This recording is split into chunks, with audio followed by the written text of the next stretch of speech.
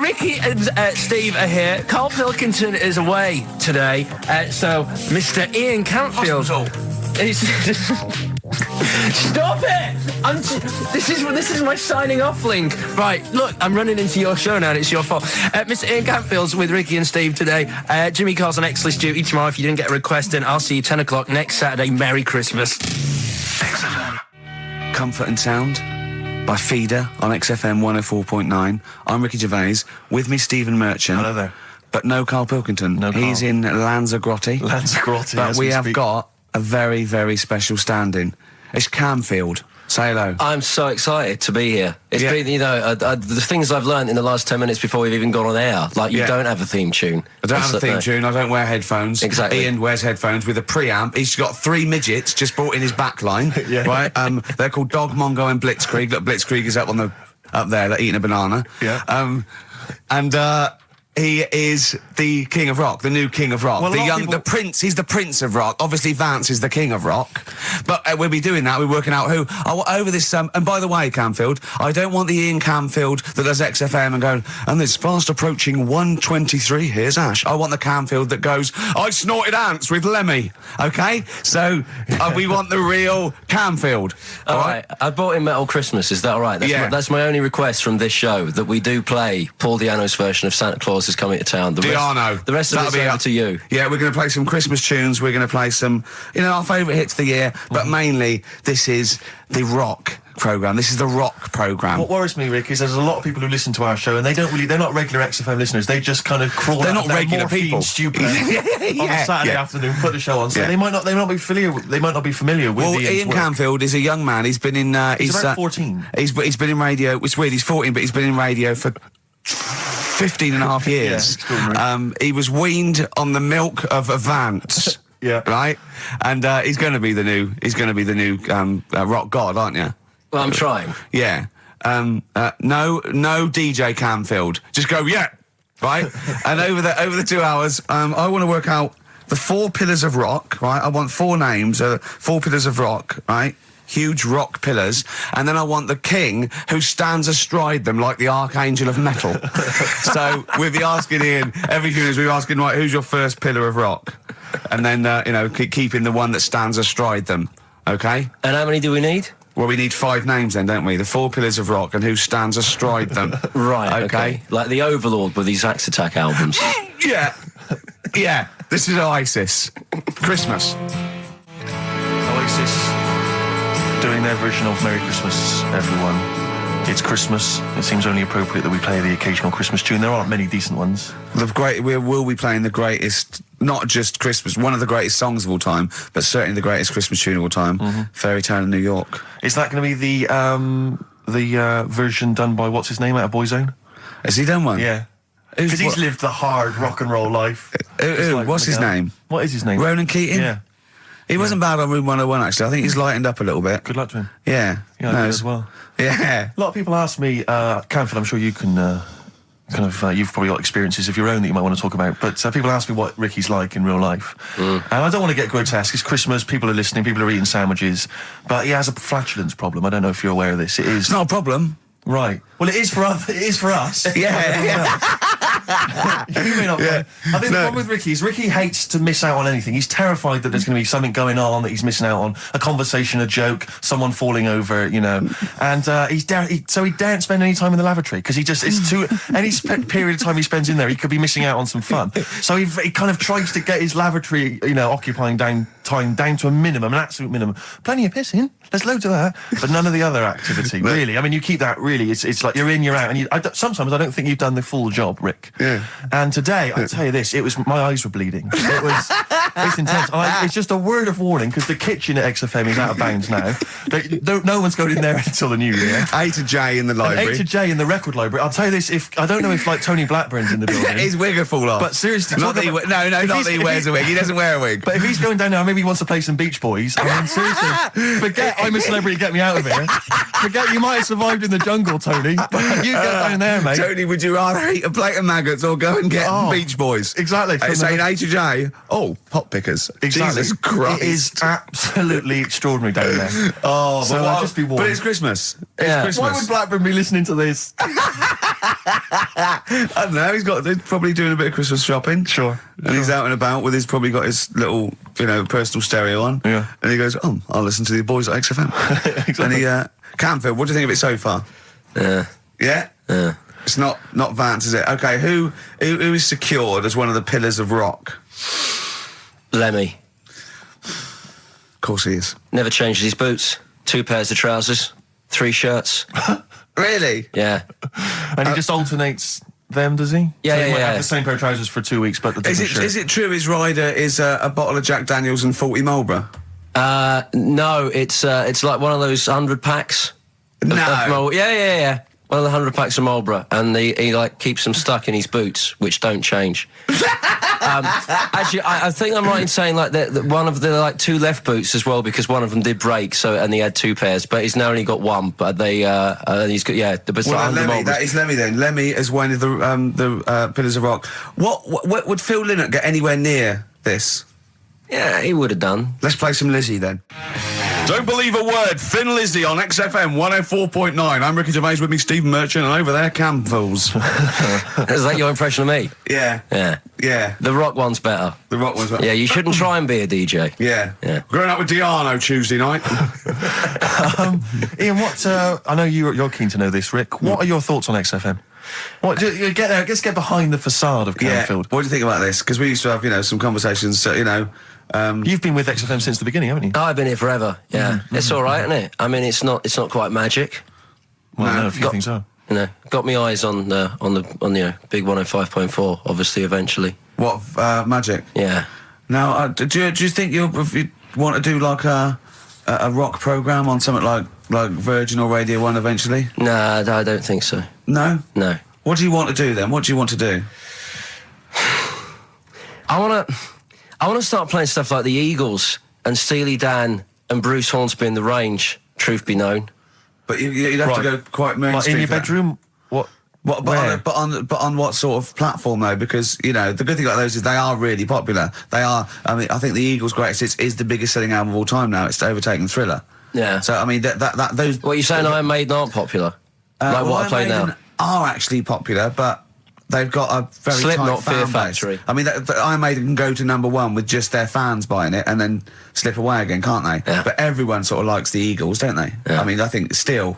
So you could get on sort of like Radio 2 maybe, the rock program on Radio 2. Who does it at the moment? Is there one? No, there's not one. I should do a demo maybe. Okay, well let's I love the way we're talking about my career and other radio stations I could work for. Do you know something I don't? No, I'm just saying that this place is not going on the tube, isn't it? It's going on the tube. I mean, you're going to be like, I mean, you'd abandon a sinking ship, wouldn't you? You wouldn't hang around, would you? You wouldn't fiddle as Rome Byrne. I mean, we got a couple of pies cooking in the States, so we're not going to be here to keep it afloat. No, the weekends. But we want to take the good guys with us, right? So when this crumbles and they make it into a car park for Capital, I want to see you on Radio 2 Friday nights 10 till 12, pure rock. Exactly. Do you know what I mean? Absolutely. Right. Well, that's the pitch, isn't it? Friday nights 10 till 12, pure rock. Okay. If anyone's listening to the BBC, it's Camfield. He is the new Vance. Molten Metal, maybe. Molten Metal. That's good. My only concern with TV work for Ian is he doesn't look like the obvious rocker. I mean, people are listening, they probably imagine he's got the long, greasy hair. But that's the modern look. T-shirt. Lots of modern bands now. They've got. I'm not slagging off. I'm just saying. I wonder if the they've fans. got short hair. It's not all long hair and strange beards and tattoos. No, the days of them all looking like Lemmy and smelling like Ricky are well and truly gone. Yeah. Have you ever had the long hair? Have you ever gone in for that? No. Never tried that? No. But I've got bullet belts and stuff like that. You're right. If you'd have wanted me to dress up, I would have dressed up and brought CDs. I mean, obviously I should have prepared more for this show. Sure. Yeah. We're going to play some classic rock, aren't we? I think we're going to play The Who. We got Jump, Van Halen. That's a classic, isn't it? Yeah, I think I've got that about 5 times on every driving album I brought in for you. Okay. And so are we going to play Since You've Been Gone? Yes. Yeah. What's next? British Sea Power. Yeah, I thought we should play a couple of singles that we've enjoyed over the last year or so, and this is one of them. Carry On, play at Camfield. And don't forget, Paul Di'Anno and Santa Claus is Coming to Town's coming on as well. Paul Di'Anno doesn't snort ants, he snorts anteaters. Carry On from British Sea Power on XFM 104.9. Not bad at all. Now, listen, we should just point out to people that Karl's away, and we always slag him off because he provides very little And he's an idiot. Well, exactly, to be fair. But he's obviously off in Lanzarote, and he's forgotten to tell us what the password is for our email, Rick. Idiot. So we can't get into the email. So we're going to have to use Ian's email instead. ian.camfield@xfm.co.uk if you want to get in touch. You're never going to have so many emails, Ian. Really? Yeah, you're going to be looking at them all week. It's going to be brilliant for you. You're going to feel really popular. You know what? Heat described Karl as a bald little mank twat. Nice. Karl was going, brilliant. Is that allowed? Is that all right? Yeah. Bless him. Bald little mank twat is back on the 3rd, isn't he? Well, if there's one thing that magazine's What was he suggesting? You can't be regionalist? What? Was he suggesting you can't be regionalist? Was that allowed? No, I just think it's a familiarity of, it's just because we call him a bald little mank twat, that a national magazine can say that. Oh, bless his little round head. Wonder what he's doing now. He's sitting in the ash, reading his, reading his Rich Hall book. Yeah, he spent a week when he went to, where was it, St. Lucia?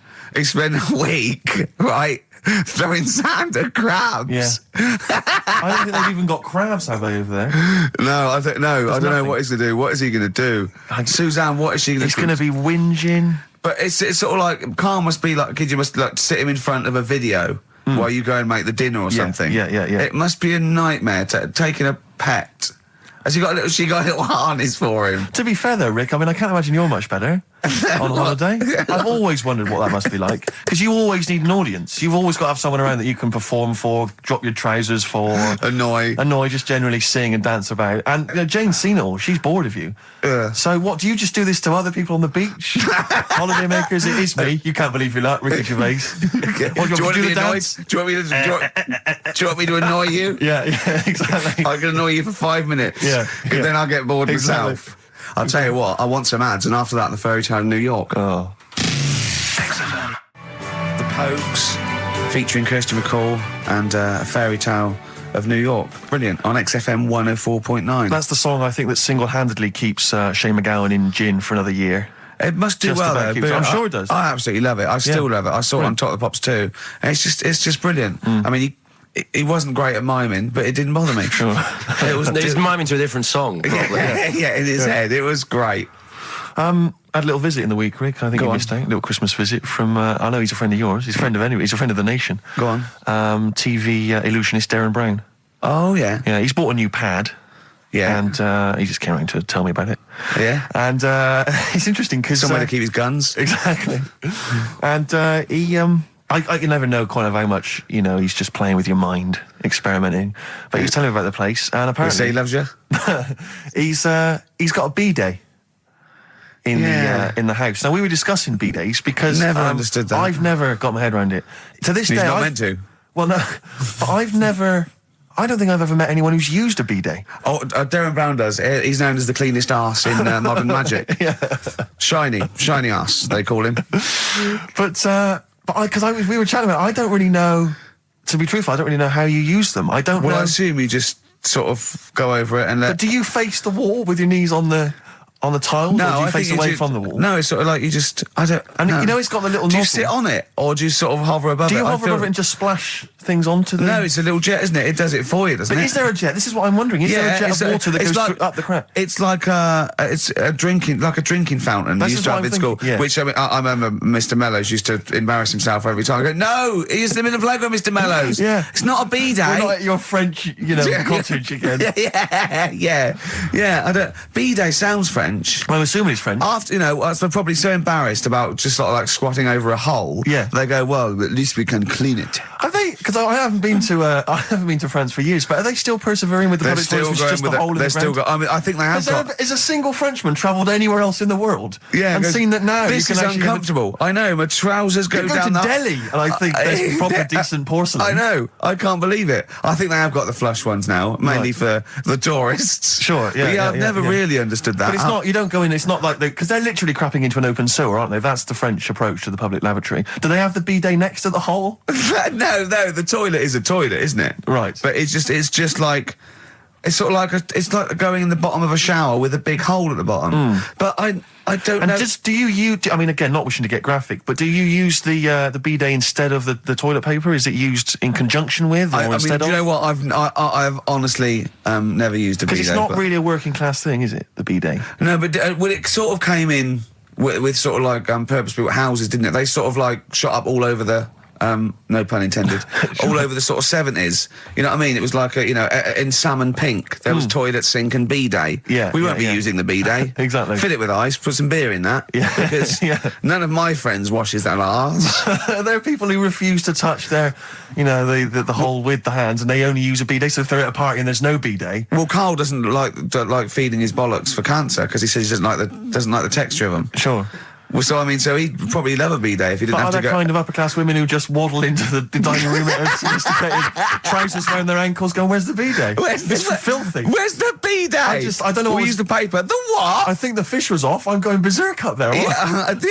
Get me a bidet. Yeah, one of you lie on the floor. Or I am climbing into the sink and turning the tap upside down. It's the only way I can do it. Yeah. Bidet. Thoughts on bidets? Have you ever used one? Well, no, you told me all this, but you still haven't got to the bottom of how you use them. No, I don't know. I don't know how to use it. Do they come? You need to ask their own brand. Does it come with like instructions, like a flat pack? I think you're supposed to know. I think you're supposed to. If you've bought a bidet, the assumption is you know how to use it. Imagine someone installing it and going, "There you go, there's a bidet." Go, "Could you show me how to use it?" Well, you like this? Well, no, go to the toilet first. Do the whole thing. Otherwise, I won't know in context. I'll just sit here in the corner. That's fine. Okay. Do you read a magazine when you're normally going? Well, I might do, but I mean, I don't really want to do it with you here. But how will I know? Exactly. I need to know how you transport yourself from the lavatory to the bidet. Do you remember when we were trying to offer Karl money to have a shower with Johnny? Yeah. just some of the highlights of the year. That's a weird thing to do. Yeah. We nearly had him there, and then he didn't want us to watch. Yeah. We said, "Well, how do we know that you've done it or not?" Yeah. He went, "You are definitely bent." That's his conclusion. What we got lined up? Well, hang on. Let's just say if anyone's got any idea sort of how to use a bidet, maybe any idea for anything to talk about on this show? Well, that doesn't involve crapping or farting. We've done that. We haven't done little Chinese fellas or the gays yet. That's still to come in the second hour. Ian.Camfield@xfm.co.uk if you've got any thoughts on bidets or just, lavatories generally. Richard Ashcroft on XFM, Check the Meaning. I think it was out this year and we enjoyed it. So I certainly had a thought then that, someone like Richard Ashcroft, who's really cool. I mean, I think one of our greatest rock and rollers, really. He writes great tunes, does great albums. The Verve, already in history. I just suddenly thought of him listening to this and thinking, I wish they wouldn't play my songs because I don't want to be associated with that drivel. Yeah. Most people get a buzz out of it, get it on the radio. Do you think people say, don't let Gervais guilty by association? Do you know what I mean? I love that song. I love Check the Meaning. I thought it was a lovely song. And he's thinking, they're going to sandwich it to been talk about little gay Chinese fellas and bidets. Yeah. Yeah. And it's going to make me look What worries me, Rick, is that there were, if we had to draw up some kind of list of artists who would allow us to play their songs, it's going to be such a short list. Gary Glitter, it's just going to be a few people who, are slightly more shameful than us. I just thought of something. There are 1 billion people in China, and I assume it's the same percentage of homosexuality occurs, as it were. That's 1 billion, 1 in 10. That means there's 100 million little gay Chinese fellas running around. Richard Ashcroft, if you're listening, I apologise for that last... Think about it. John, you okay? War is over. I heard a DJ in the week, I won't say who it was, but sort of like a cheesy sort of housewife choice DJ, and he played that, and he went, weird one that, isn't it? What do you think of that the first time you heard it? Strange one. John Lennon, Yoko Ono, war is over. Here's the moment at least out there. I love that. Oh. What does he mean? That's exactly what I want from a DJ. That kind of insight. We were talking before the break about how many little Chinese fellas there are. Yeah. Billions. An awful lot of them. Brilliant, good, more the merrier. Are you familiar, Rick, with the scary fact, I don't know, Camfield, if you're aware of this, and it's chilling. I don't know where I've heard this from, but apparently, and this is kind of legend, I didn't just make this up, this is well known, that if all the Chinese people in China, right, no, come on, if they all jumped up and down at the same time, Apparently, this is what they say. Apparently, it would cause a tidal wave that would wipe out America. That would destroy America. I love the idea of coordinating that. Brilliant. Well, I like the idea. Firstly, they don't need weapons of mass destruction. They don't need nuclear weapons because they got that threat. They can't constantly. have that. You can't count a tidal wave as a weapon of mass destruction. Or jumping. Tony Blair could send in sort of people, UN people going, look out for anyone jumping. Exactly. All they need is an immense sort of skipping rope. Oh yeah, once a little fella in Japan holding one end, a little fella in Russia holding the other. Exactly, yeah. And they go, on your marks. You'd have a lot of coordination over that one little... Maybe like someone like Mr. Motivator, kind of coordinating it all from the top of the wall, sort of looking down. The Chinese equivalent. Yeah. That's right, yeah. That would be... Because I think that's why they built the wall. I think that's why they built the Great Wall. To jump off the wall. Exactly, they just climb on that wall. That's the way it's done. That's the threat. And that's why America started the space race, because you can see it from space. Exactly. So they go... They're up there monitoring constantly. This is Eagle to Houston. There's lots of little Chinese fellas about to jump. Yeah. This is Houston. Are they wearing them lampshade We just need to hats? confirm they're Chinese. Are they wearing those... Are they wearing those comical hats that look a bit like a lampshade? They are. They are. We just have to confirm they're Chinese. Because if I was the leader of China, what is the name of it?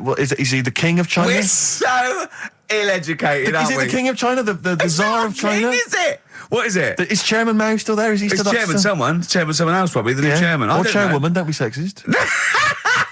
And actually, when I said there's a billion people in China, so there's 100 million little gay Chinese fellas, someone phoned up to say half of them are women. Yeah. Well, of course. Yeah. Straight on the phone with that. Well, I meant little lesbian fellas or little gay fellas. Yeah. I wasn't being sexist. But I'm just saying there's probably 100 million little gay Chinese people. What worries me, Rick, is if I was the premier of China, or if it was some of the people I went to school with. Is it premier? Oh, whoever it is, the king of China. If I was the king of China, right? Isn't he the king of China and king and I? Or is that he's somewhere else, isn't he? That's Siam, isn't it? I don't know. Is that not in China? Where's Siam then? We're not. It's Ceylon now, isn't it? I don't know. Or was that... Oh my God! Someone educated listening must be tearing their hair out, listening to three buffoons in a room. If I was the king of China, let's assume it's the king of China. Okay, yeah, you'd be tall. But when sometimes you've had a few drinks, whatever, I'm sure you've done that thing where you order a pizza for someone, a mate or whatever, or send a taxi around to their house, something like that. Yeah. What I do is I just phone up George W. Bush and go, seriously, mate, you better send some stuff over, money and that, and videos, because seriously, they're all outside now. 1, 2... Yeah, and you can freak them out. Send us some knives and forks, because I am fed up with these sticks. Yeah. It's ridiculous. I don't know why we're still sticking with them. I can't pick up the tiniest little bit of chicken. It's crazy. It's rubbish. Send us some cutlery. I'm having a nightmare eating yogurt. Oh dear. This is 104.9 Racist FM. Absolutely. Jonah Louis. Should we apologise for that? Not at all, no. That's right, isn't Stand by it, yeah, that was his follow-up to You'll Always Find Me in the Kitchen at Parties. Yeah. One of my favourite lyrics. She was into French cuisine, but I ain't no cordon bleu. Brilliant. Yeah, looking forward to playing that in the new year. What happened to B.A. Robertson? Don't know. He knocked it off. I was standing in the corner and the ball came across. What was the other one he did? I don't know. We're not as old as you. Oh, no. This is all gobbledygook to us. XFM 104.9. That's Jonah Louis. Yeah, you're not listening to classic gold. Amazingly. I've still got my own teeth. I think, Rick, I was the subject of a Christmas con in the week.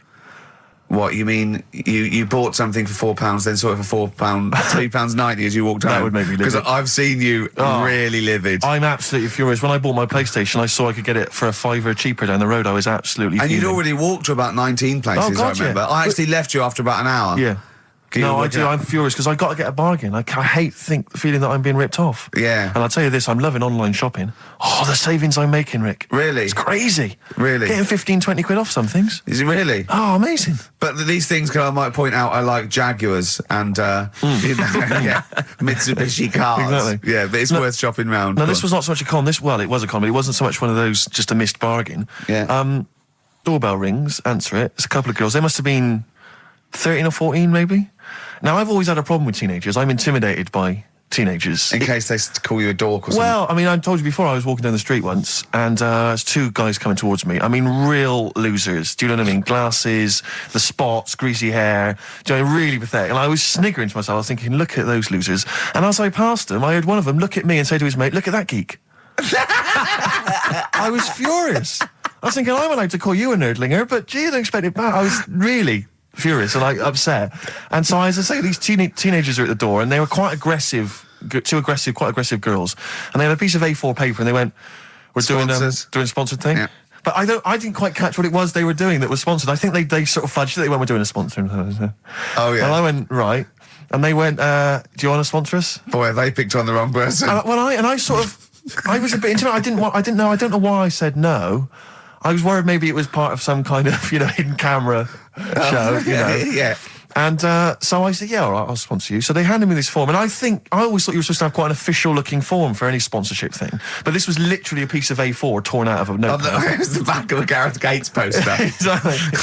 And, with some blue tack on it. Yeah, well, and I looked at it, and I didn't really absorb it, but it had things like, Mrs. Jones, Mrs. Smith, £5. Yeah. And then no one's actual address, just Finchley Road, nothing too specific. Yeah. So I wrote my name on, and put down £3. 'Cause a lot of people were giving fivers, but I thought, I'm not made of money. It's Christmas. I've got to buy gifts and stuff. Yeah. So I gave him a fiver and asked for change. Yeah. Well, I gave him £3. I said I'll sponsor you for £3. Best of luck. And they went, "Can we have the money?" And I said, "Well, aren't you supposed to do the thing?" And the woman the girl just looked at me. She just went, "No." So I gave her £3.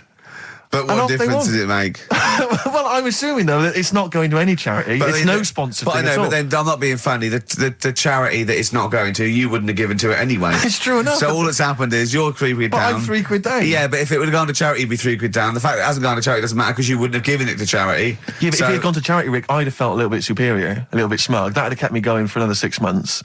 Whereas now it's just gone to a couple of weeks off the street, who are scamming people, possibly old people, Rick, and that's who I feel sorry for. They've not got a great deal of money. That's why I'm not worried about myself. I've got a bit of cash. What about the old people? Yeah. Although you are £3 down, which probably still hurts, doesn't it? It's still stinging. That's why I just like to tell you now, get off my chest. It's an Merry emotional Christmas. thing, yeah. Just be careful. If you're living up in North London, be careful. There's 2 girls that are going around. I expect, they might come to your door. But they might be wary. Be genuine. No, I don't think so. No. They were common. They were very common. Do you know what I mean? Was the giveaway things like, Santa Claus had given £10, Exactly. Tony Blair had given £1? Yeah, I know what you mean. Yeah, I think you were conned, mate. Yeah. Right. Won't Get Fooled Again by The Who. Ian, I'm going to ask your expert opinion. Is that not one of the greatest rock songs of all time? Yeah, if you'd have played the proper version of it. I know, but it's 6.5 minutes, and we usually do, but we just thought, it's Christmas, people want to... him and more Jonah Louis. Yeah, but we could have played like the full 8 minutes rather than making the show sound like strolling round your local Asda with the Christmas songs with a little bit more racism. That to me sounds like fighting talk. You want a rock challenge, Camfield. You can't handle the truth. I'm gonna rock this out the last 40 minutes. Can we put Keith Moon in the monolith? I was going to ask you. He's my favourite drummer of all time. Will you go along with that? Yeah, absolutely. So we got Lemmy and Keith Moon. Yeah. Are we making up a kind of super rock band here? We could do. That? We could make up a super rock band. That's far too passé. Just call it the Monolith of Rock. It sounds more stupid. Okay. So we got Lemmy and Moon. Yeah. We need 3 more. So we need 2 more Pillars of Rock, and then one to stand astride it, like the Metal Angel of Death. Now, Ian, you've hung out with some of the big rock names, haven't you? Yeah. No, I'm not going anywhere with this. I'm intrigued. Tell me some of the people you've hung out with. You've hung out with Maiden, have you? I've hung out with Maiden, don't you? I've been flying with Bruce Dickinson. Yeah. And have you? It only took us 3 attempts to land at Gatwick a few weeks ago. But I don't know much about you, Ian. Are you someone who lives the rock and roll excess lifestyle? Are you kind of drink and drugs? Is that your thing? I like to be kind of on the edge, having a look at what's going on inside. Right, I don't quite know what that means. Well, it's the way they talk, Steve. Right.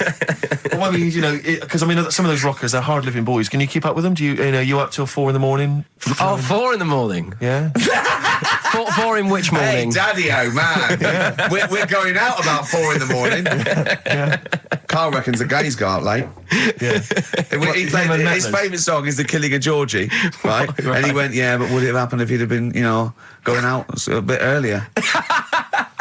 Yeah, well, no, fair point. Yeah. Is that song time specific then? No, but he reckons he probably got because he was out late. Oh, right, okay. He said there's one that works here. Sometimes he doesn't go out till midnight. But I imagine you a little bit like that little boy in the film Almost Famous. When you're on tour with the rock legends, do you know what I mean? You're like, the little kid there. Maybe the doors are being closed in your face, are they? As they go berserk. Yeah, when I started, but now, I insist. I see you as one of theirs. Yeah, I access all areas, laminate. I can enter venues now with a big bottle of Jack Daniels. I don't get stopped. Yeah. Really? But seriously, have you, without naming names, obviously, what excess have you seen? Have you witnessed anything? Or have people calmed down now? Are these rockers clean living now? Depends who you're talking about. Sure. Yeah. Is there anything going on like the days of Ozzy and Motley Crue? I haven't seen. I haven't seen any Red Snappers like with Jimmy Page. Do you know that story? No. I can't talk about it. Then that's forget about that. Yeah. Oh, is it disgusting? Yeah. Well, yeah. But is it worse than talking about B-days and Ricky's farts? Kind of. Right, okay. Yeah. Yeah. Right. Yeah, I know. You wouldn't want the instruction manual as to what happened with the Red Snapper like Right. you do with the B-days. Sure. God. But don't, as I say, don't name names. Obviously, there's a sort of client, doctor confidentiality or whatever that you. Yeah, well, I saw. We know there's no one listening. Yeah. So it won't go further than the studio. I saw a member of a very big band play the Astoria recently, and they turned up at the Astoria about 15 minutes before they were going on stage, right? And someone said to them, "Is it good to be playing the Astoria?" To which he turned around and went, "Oh right, are we in London?" Really? Oh dear. And this person then managed It wasn't to play. Daniel O'Donnell, was it? I can only think of the Libertines. No, that's not a very big, huge band, is it? No. Bigger than that. Bigger than Okay. that. Yeah. Okay. What other rock and roll excess do you want? Oh, I was told once that if you stay up for 2 days, the best thing to do is eat some yogurt. This is just like we're going to having tips now. Sure. Yeah, So if that's apparently the best thing at the end of the excess, you need some yogurt. So always keep some in the fridge. Yeah. And chopsticks are no good. No, Yeah, so don't, whatever you do, don't go on a bender in China, because otherwise you'll be screwed, right? No, there's no benders in China. Oh, there are. There's about 100 million. Yeah. Another tune that I enjoyed this year, Rick. I don't know what your thoughts are on it. I'm fascinated to find out. Loving it. Jay-Z and Farrell and Frontin. What do you think, Camfield? Darkness #1? Yeah, well, they cheated, didn't they? Because they went and did their signing at HMV yesterday, so they could get in like an hour of extra sales. Why is Just that so cheating, though? Well, I don't know. Well, I suppose Gary Jules could have turned up at Virgin down the road, couldn't he? And Yeah. Okay, well, then in that case, they're going. deserves to be sort of #1 because at least it's potentially a sort of evergreen, sort of Slade type classic, and they are the biggest sort of band around at the moment. Camfield, what are your thoughts? You love rock. What do you make of the Darkness? It's all right. They've been around for a while now. Sure. Another year, maybe. But they're all the ingredients of everything you like, I imagine. They've got a bit of glam, they've got a bit of Queen, they've got a bit of AC/DC. It's all in there. You've got a bit of Bruce Forsyth. You know what I mean? He's funny. They're a good fun band, aren't they? Yeah, they're all right. they're essentially just too close to novelty. But then so was Slade, in a way. Slade have only got this credibility resurgence in retrospect. At the time, they were a pop band that essentially were for teenagers and thugs. I'm not sure Camfield's going to be championing Slade, though, up there in the same way that he champions the Maiden. But you got to appreciate what Hold has done, surely. Yeah, I appreciate what Hold has done. But they only became cool, didn't they, when Oasis covered them? Yeah. I genuinely always liked Slade, and I've still got a soft spot for him. But the Darkness, we'll have to wait and see. At least the Darkness weren't as irresponsible for the kids of today, though, because the amount of spelling mistakes that Slade were responsible for at school in the 70s must be atrocious. Putting the Zs in. Rubbish. Ian, I'm going to have to ask you for our third pillar of rock before the ad break. Right, well, we need... who have we got? So we got Lemmy and Moon. Right, okay. I think we need to put in... we need a guitarist in there. We should maybe put in Keith Richards. I'm a little bit worried about the health scare because the kind of air pollution around any venue that this band might play with, like, Lemmy and Keith Richards there. Yeah, See, I'm surprised at Keith Richards because I would have thought it was heavy enough for you, but the Stones have done enough to get in the annals of rock. Yeah. Okay, let's play some ads. Quick question. Do you actually speak like this, Ian? What? This is your real voice. This is your real voice, yeah. Yeah. It's amazing. Do your daytime sort of voice, the X-list voice. Say it's fast. It's just coming up to 2 on XFM 104.9. After the break, we've got Feeder. Say that. It's just coming up to 2 on XFM 104.9. These are the ads. XFM. Trouble with that song is, don't know the bells. It could sound like he's saying something to do with Bell Ends. Well, yeah. What? Heaven forbid. What? You think he meant that? Did he? Probably. No. That's the Darkness on XFM 104.9. Bell End. Yeah. What other rude words are there? Cock. Yeah, that is rude. Yeah. Especially at Christmas. Especially at Christmas, yeah. It's a time for families. I know. Now listen, time for family. Now, Ian, Yeah. who is your fourth? We need a lead singer in this mega group, the monoliths of rock. Who we got? Lemmy, Keith Richards. We've got Keith Richards on guitar. We've got Lemmy on bass. Yeah. We've got Keith Moon on skins. Right. Some terminology coming out there. Yeah. Who's doing the Vox? Who's given Golden Tonsils Award? Robert Plant. He's gone for Plant. He's gone for Plant. A lot of trap names there. There is the group. The lineup is Moon, Lemmy, Richard, Plant. Okay. Now our competition, Steve. Name that group. Okay. What's the best, heaviest rock name ever? Sure. This is obviously not a name that already exists. No. Okay. My Any mate of thoughts mine yourself? came up with, I think it was Brain Hammer, which I like. Velvet Nazi 666. Sure. So we want the heaviest, most mental piece of death metal, headbanging, bleeding out your brains rock. Axe Attack. Okay. Please welcome to the stage, Christ on a bike. Please welcome to the stage. Oh, look at you. That would be great. Yeah. That would freak out the metalers. Yeah. Cheeky. Yeah. Oh, now listen. They need a manager. They need someone who could introduce them. They need someone to stand astride them. Who is the leader now? Who is the king of all that rocks? Well, it's obviously Tommy Vance, isn't it? Do you know what worries me, Rick? We've said Vance a lot today. I'm wondering if the kids today, do they know Tommy Vance? Are they What do you think familiar that, with Ian? him? If they don't know, they shouldn't be listening. Okay. Fair enough. So Vance is their manager. He needs to. They're on at Wembley. He's got them on at Wembley. They're the greatest rock band of all time. We need the name. Please welcome to the stage. What are they called? We'll, Phone in, email in, and the prize we're gonna get some. We'll rummage through the bins as Carl normally does. Some old tat like Carl does. We'll Some dig something VHSs, some CDs. Greatest air guitar ever. Betamax. Yeah. What's the? Do we need to give out the numbers and Well, stuff? can email, Don't get can't them to they? phone in. You don't want to talk to him, Ian, seriously. No, you know when what's his name says to Agent Starling as she's going to meet Hannibal, don't let him inside your head. Yeah. Don't talk to the listeners, Ian. Exactly, it's very much the same Please thing. I'm a bit concerned that my email's going to be besieged by people sending you links to how to clean out the bidet. Well, that's all right. The week. But Make what's sure the most mental, head bleeding, banging brain hammer operation this band can be called? Call in. Rick, because it always amuses me. I know it's cruel to put you on the spot, but so some of your former band names have always amused me. Well, the worst. The worst one. Right, I'll just leave this. Ricky's had a number of bands over the years. What was the worst one? Ready? Get ready to play that record because I don't want any aftermath. No, hang on, before you tell me, what was the one? Because these pictures of you, like when you were New Romantic, keep on being published. That was Shauna dancing. Yeah, but someone That's pretty bad. But someone told me, they were like, "Oh, ask him about when he tried to be Bon Jovi." Can you imagine such a thing? I know the name you're thinking of. Right, here we go. Play the record. Immediately I say this. Ready? The Sacred Hearts. Play a record. Blur on XFM 104.9. I forget the name of that track, but it's good. Good song. Thanks very much. Oh, good song. Yeah. Oh, right. I just thought you were complimenting giving me. his opinion. Right, Yeah. go on. The what? Are we still on the air? Yeah. What are we doing? Merry Christmas. We got someone on the line. Oh, right. He's here.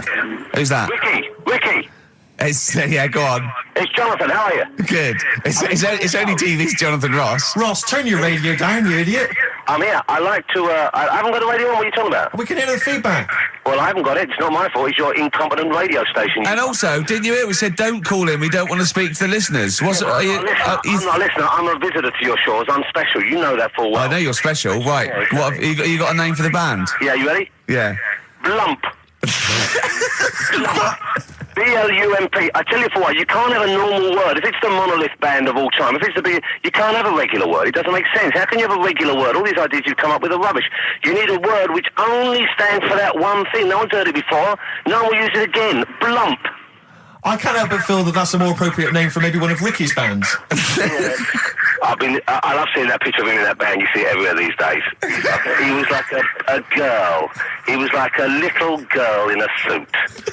It's like a little dyke at a wedding. What was that? That's got to be the kettle calling the pot black, surely. I've always got nothing but 100% heterosexual. We're not sure about. There's not anything wrong with it. I know that, but look at you.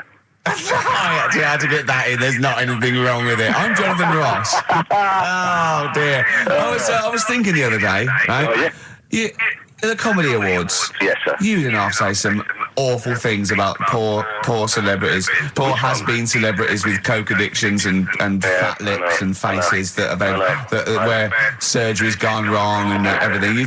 And when they're on the show, they're going, "Oh, you look lovely." Yeah, I'm nice so to them. good. Well, I'm nice to them to their face, but obviously when I'm not with them, I like to let my true feelings be known. What's wrong with that? That's how everyone Well, I'll tell you what, you can get anything off your chest you want on this show. Any celebrities you want to talk about? There's no one listening. Yeah, it's just between me and you. A lot of people listen. They listen to my show, and after they've had a few hours of good laughs, they like something bland to just cool them down afterwards. So they flip over. We know this happens. Did you mention my DVD on your radio show? You know what? I forgot to. I forgot to mention it. Christ! I meant to mention by the office, but I forgot to mention it. And then I thought afterwards, it's not like he needs the cash, is it? It's There not we go. It's not like he needs it. It's not like it is, but he's probably earned more money in a shorter space. You're like a lottery winner, and you've got about as much taste. You're like one of those burglars who's won the lottery. I have. I'm dressed like an Albanian window cleaner at the moment. Burglar from Reading who won the lottery, and now he's fritting it away on what? I do feel sorry for my neighbours. I've moved into a really nice place. I feel like it's the hillbillies. No, it's nice he's moved in though, because it's nice. He's given them something to sort of talk about behind your back. You've united the whole block. Right, go and play with some Japanese wind-up toys now. I'm Ross. going home to play Mario Double Dash with my son. It's going to be a good afternoon. I phoned you once after I finished my show. It was about 5 minutes past 3. Yeah. And I don't mind if I said, "How you doing?" You went, "It's brilliant." You said, this is what you said. You went, "Everyone's out. Jane's taking the kids out. I've already masturbated twice, and I'm playing with a new Japanese toy." I'm masturbating now.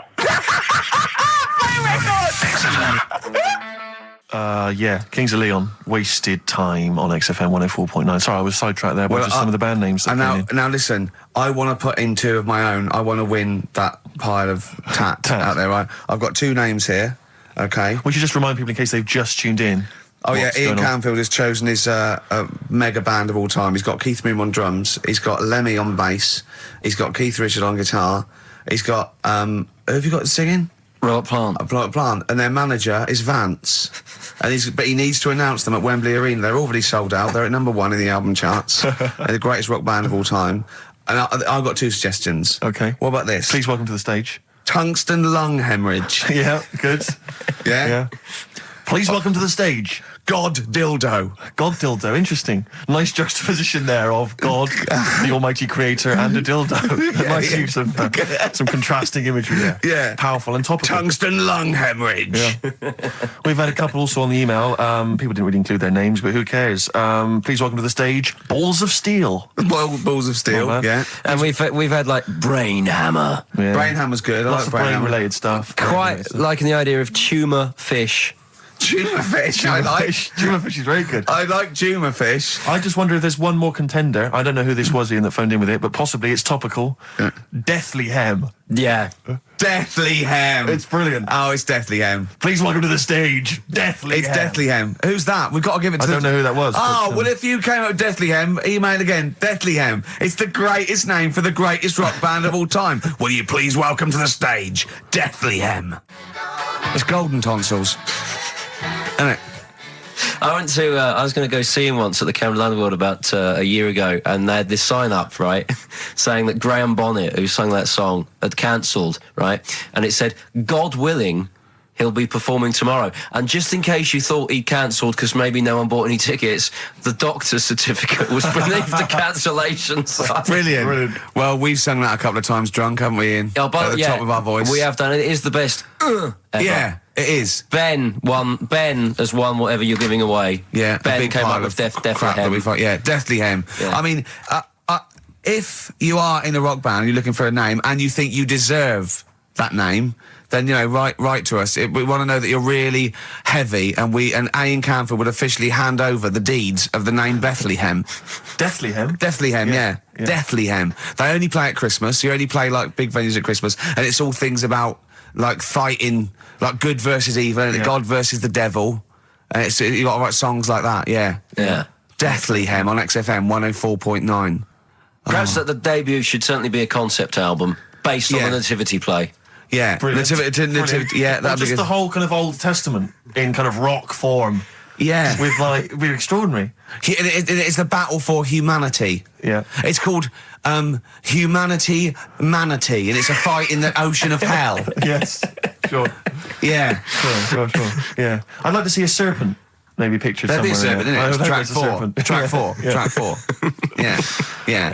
I think we should give massive props and suitable regards to Ian Camfield. He's come in, he's pressed the buttons. He's stood in for an idiot brilliantly. Yeah, he has stood in for the retarded. It's a shame that you've not displayed some of the usual incompetence that we've come to love and expect from Karl. It's a shame. Okay, well, you are the greatest DJ in the world, though. The way you sort of like drop Press these buttons.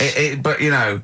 Every time I've pressed a button off air, Ricky's been going, "Oh, what great DJ!" It's great because he ends it. It's just brilliant. I mean, we're lucky if we can talk with the mic on. That's the title. Not talk over a record. We did some great links during the ads. Yeah, and of course, Jonathan Ross masturbating live on air. Just looking back at some of the highlights. You of this don't get that on Capital Gold, do you? Like Tony Blackburn getting a call from Fluff Freeman going, "All right, mate, I'm knocking one out." Yeah.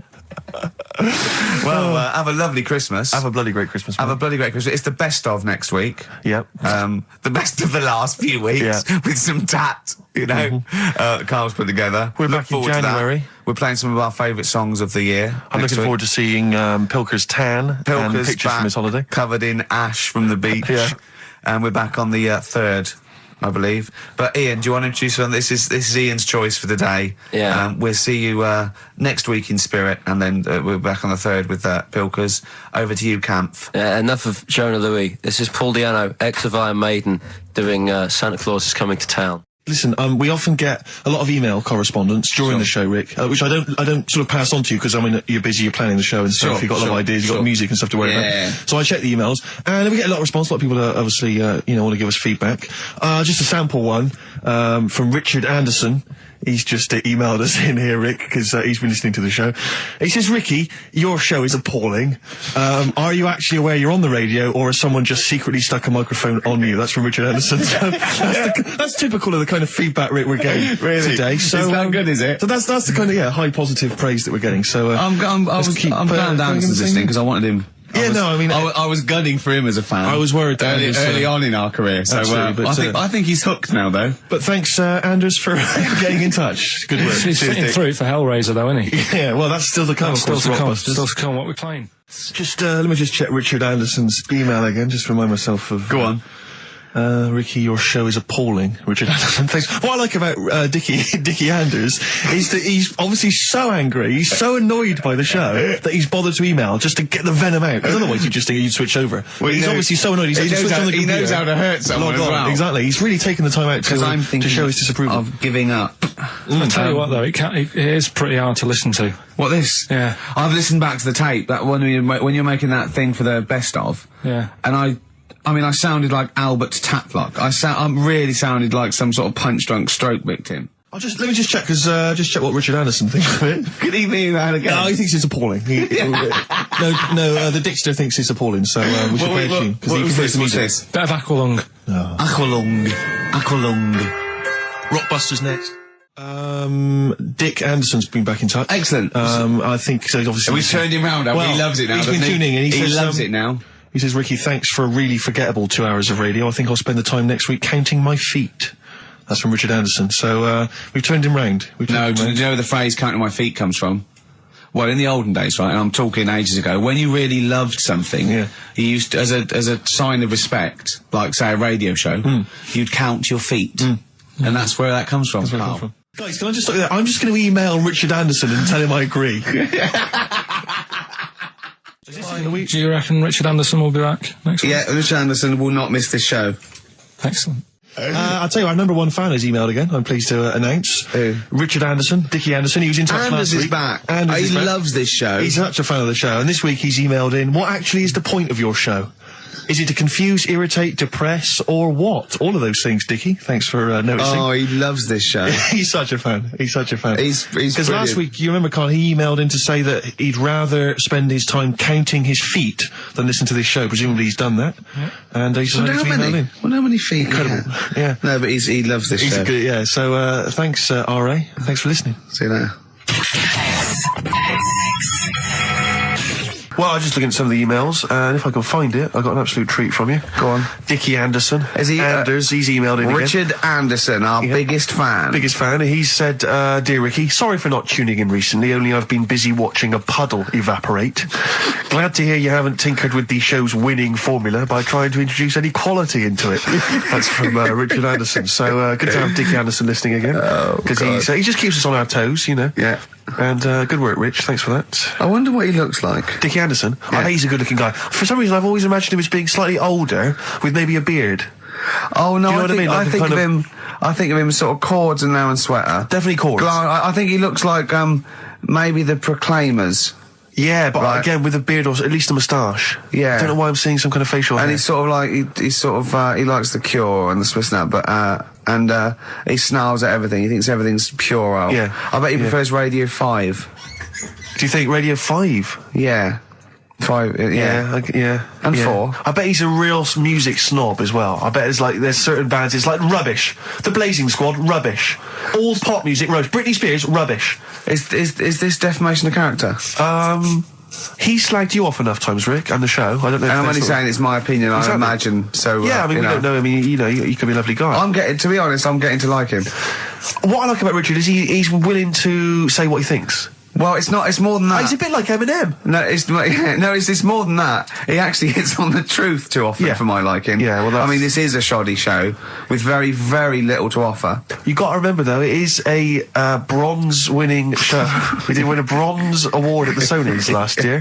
One of the most coveted of the awards. Yeah, the bronze. In my opinion, the bronze is slightly better than the gold. Well, a lot of people don't win the bronze, Rick. You got to remember that there's not many people who win the bronze. Gold's got no intrinsic value. It's just a currency, and in my opinion, bronze is better. Well, yeah. In a way. Carl, Rockbusters, Carl. Yeah, no, Listen, we did get a bronze, but this year we introduced Rockbusters. Things will be changing. So, Hey, we didn't introduce Rockbusters, Carl. Please don't tar us with that brush. Yeah, you introduced and also, it. do you remember the show that got that bronze was the show with the complaint that was upheld by the radio authority? Was it really? Yeah, the show that got the award and was nominated was the one with the only upheld complaint we've ever had. Do you think if we hadn't discussed that particular subject for quite as long, we could have got the silver? I think it was a mention of, and I say this meaning male birds, of all the cocks. Right. Yeah.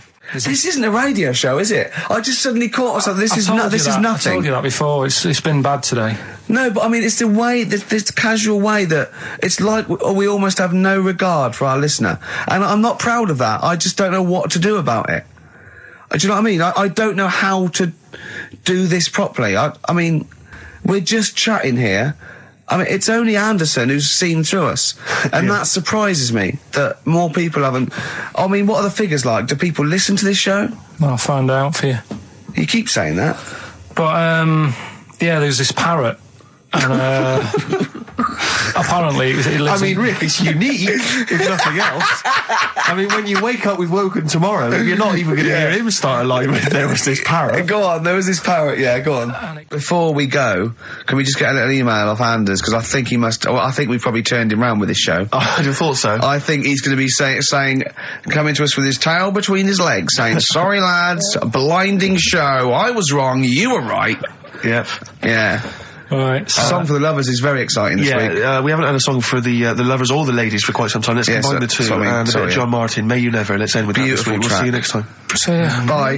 Do you think if someone's just tuned in now? Is Anders listening? Well, I'll tell you, Dickie Anderson? I've got an email from Richard Anderson, Dickie Anderson. Go on. The Dick Machine, which the big dick, which now this is interesting. I think we're wearing him down. Ricky, I think your show might be improving. Go on. That sense of despair and loneliness I normally feel when listening to your show doesn't seem so bad today. He's desensitised to it. Yeah, exactly. Or he's given up. Him down. Or he's just given up. Yeah. I mean, you listen to this long enough and your standards will drop. Let's play a tune. Let's come back with some more of Karl's. I don't want to use the word facts. No, he's got more screen testing now. The camera's ready for you. Yeah. So I'll tell you what'll perk us all up now. Richard Anderson has emailed us. Dickie Anderson. He's loving the show, is he? Well, I don't know if you've heard this, Karl. Karl, I called you Karl. That's okay. That's okay. I'm Claire. Pleased to meet you. Is it the shaved head or the stupidity? Yeah. It was the k sound. Because didn't I call you Arthur or Jack or something last time? You called me. I can't remember. I don't know, but it was quite embarrassing. Claire, I'll be honest with you, Claire's quite an unmemorable name. Yeah, I know. But yeah, Dickie Anderson, he's a guy. I'll be honest with you, he's not a big fan of the show. But Is he's he not? well, we're getting to winning round. He says, "Dear Ricky, the more disappointing your show becomes, the more I seem to look forward to it."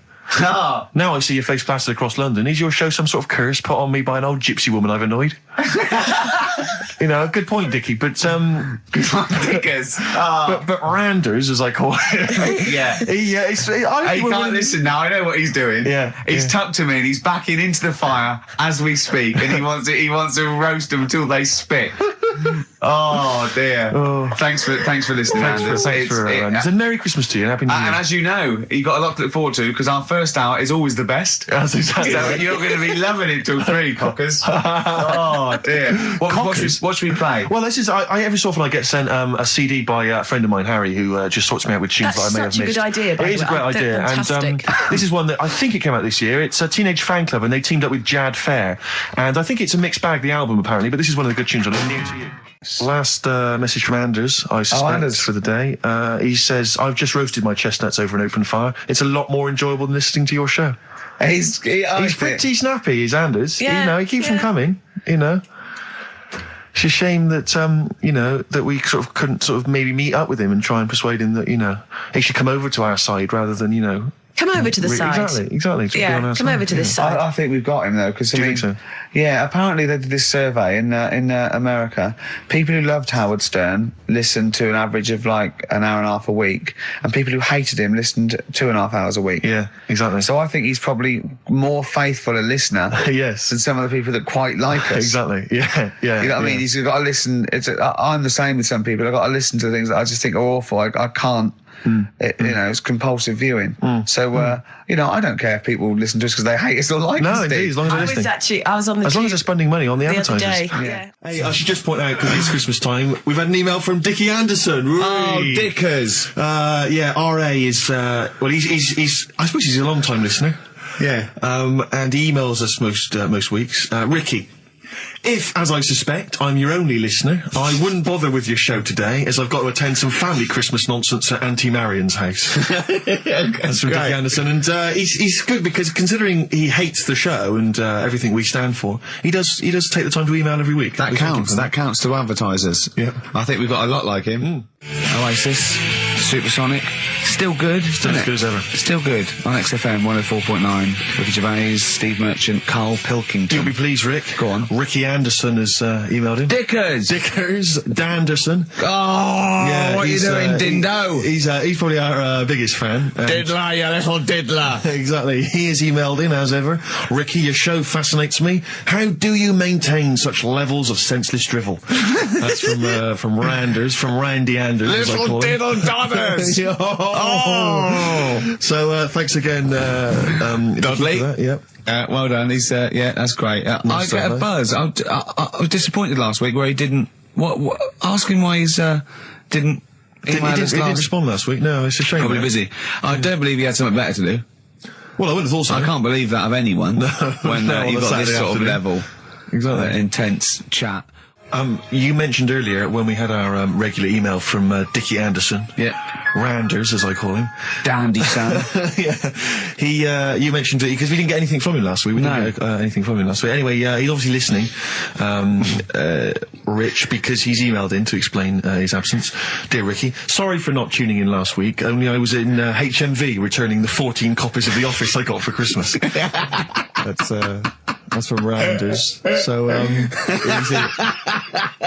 he's explained himself. Oh, he's dear. excused himself. Oh, Anders, we should get him on one day. Yeah. Because people always say to me, like, you know, Ricky seems a bit obnoxious. Who You know. says that? No, they say, you know, Who comes up to you and just says that? The guy on the tube did it. I swear to God, he came up. He said I was watching an interview with Ricky. He said he's not a nice piece of work. I went, well, I mean, he said, no, I've got friends like that.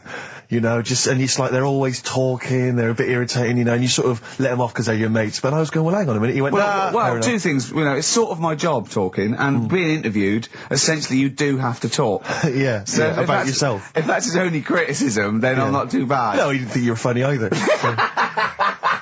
fact, he had a whole list. Well, I say a list, a petition. It wasn't Dickie Anderson, was it? It wasn't Richard Anderson. I hope he's listening. He's our biggest fan. I'll tell you what, Mock Turtles need a remix by Fatboy Slim, don't they? Mock Turtles is a great tune, but I'd love to hear it remixed. Yeah.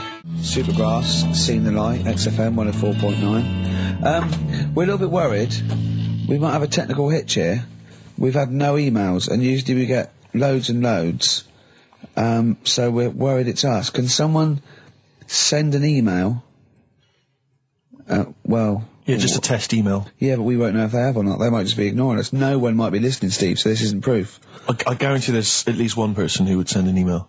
Maybe if Dickie Anderson's listening, he could do it for us. Anders! Do us a favour for all the pleasure we've given you over the last few years. Ricky.gervais@xfm.co.uk. If you haven't heard the Rockbusters, might as well give them out. Well, let's check the email's working before we do Yeah, that. otherwise it's a complete... This whole show has been a sham and a farce and a waste of time.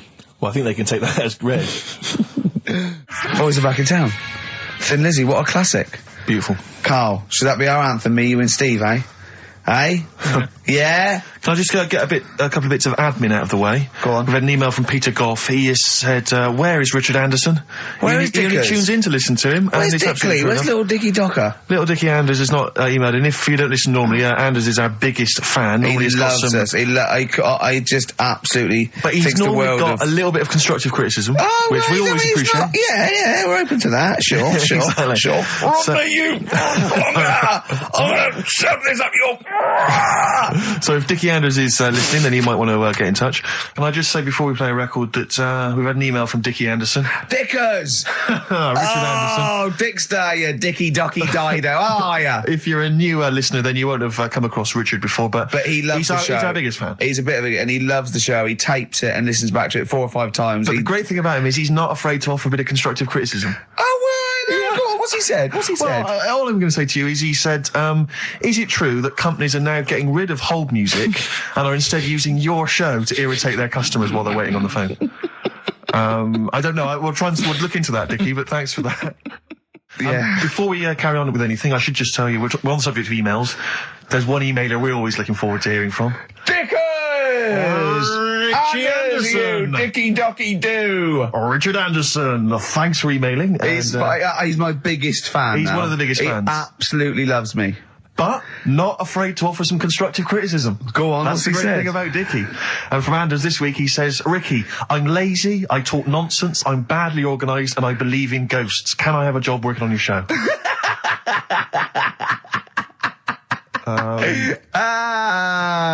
Possibly, Anders. Maybe send in a CV. Or email a CV. He's put a little bit of all of us in that, hasn't he? Oh, I'll ask him if he's a goggle-eyed freak, Steve. All right, calm down. Well, no, I didn't mean there's no need to get insulted. No, I didn't necessarily mean you, did I? No need to get nasty. Richard Anderson, incidentally, has emailed in. Go on. Dickers Anderson. It's not happening, is it, Erica? Is it? Why not? Because I'm a bit stupid. Why I can't work it out, can I? Can't figure it out. How would you call someone normally? Well, normally I just pick up the phone and dial it. Sure. No, I And don't then mean... get- you No, know. I mean... But it's like I have a problem getting it through the desk. I tell you what, can I play an ad break and practice? I'll pretend this didn't happen and then You know, in a weird way, it's like Carl's having still Carl. here. It's like having Carl. Play the ads. I'll get back to you. Anderson, Richard Anderson, I should just say, has got in touch. Okay. Here we go. Hold on. Oh, Claire. No, I can do it. Just tell All me right. Anderson. This is ludicrous. Yeah, so obviously Richard Anderson, he's emailed in his thoughts. Dickie Anders, Randy Anders. You. Dickster, Dickmeister The General. Dickmeister General. And he says there's something making... Have we got it, Claire? He says there's something making strange yelping noises in the thicket at the end of my garden. Shall I go and prod it to see if it's Carl? Let me just tell you what Dick has said. He said, Richard Anderson, he also said, P.S. the show's still rubbish without Carl. Still rubbish without Carl. Now, is that a compliment? It's still rubbish without Carl. Which suggests he thought it might be better without Carl? No, I think he means it's equally rubbish. Right. Brilliant. Nothing Thanks. changes. Thanks, Dickers. Yeah, he's Good nothing old Dickmeister. What's happened to Anders? Well, I was just going to say, actually, we've not had correspondence from Richard Dickie Anders for some time. The Dickmeister Yeah, General I with know. his naughty, insulting ways. Yeah, Anderson used to email regularly. Anders, get on your computer. Get in touch, mate. What Just do you tell us think of the show. Hold on, though. To be fair, he was listening when we were pretty shoddy. Isn't that If true? he's listened to the last 3 weeks, I think we're owed a little apology from you, Dickster. Exactly. Absolutely. Listen, Piley, we want to send you all those goodies, including Scottish rock, but we don't have your address, so email in your address and we can send it off to you. All right? Yeah. More adverts? Yeah. The Seeker from The Who. Brilliant. Classic rock. On XFM 104.9, I'm Ricky Gervais, with me Steve Merchant, Karl Pilkington. All right, well, unsurprisingly, the overwhelming consensus is that people would like to hear the return of Rockbusters. I should, however, point out just some of the no responses. Let me see what we've got here. Is Dickie Anderson called in yet? Sadly, nothing from Dickers. I think I might make him one of my hilarious sort of comedy characters. What do you think he would sound like? What would he sound like? I sort of probably like that, I think. Ding dong.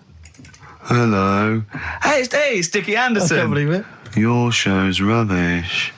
Something like that? I mean, I think you should work on them perhaps before You're saying there's not a lot of substance these I'm guys? just saying that, once the novelty of the doorbell has worn off. I don't think you understand comedy on radio, I'm Steve. not sure I do, to but, be honest. Listen to Noel Evans, listen to Moyles. You'll see you don't need to riff with it. It's just, you just do the doorbell and just say they're here. Right. That's all you need to do. Sure. So, that's the main thing. Well, so we've had a couple I'm of thinking of some responses. more characters as well. We'll keep working on those. Yeah. It's interesting. I mean, I don't think our number one fan, Dickie Anderson, Richard Anders, was on the panel, although he here has emailed in. He's got a couple of thoughts as to maybe why we... What is Dickers doing, man? Dickers says, commiserations on not winning a Sony. I can't believe you didn't win, naturally.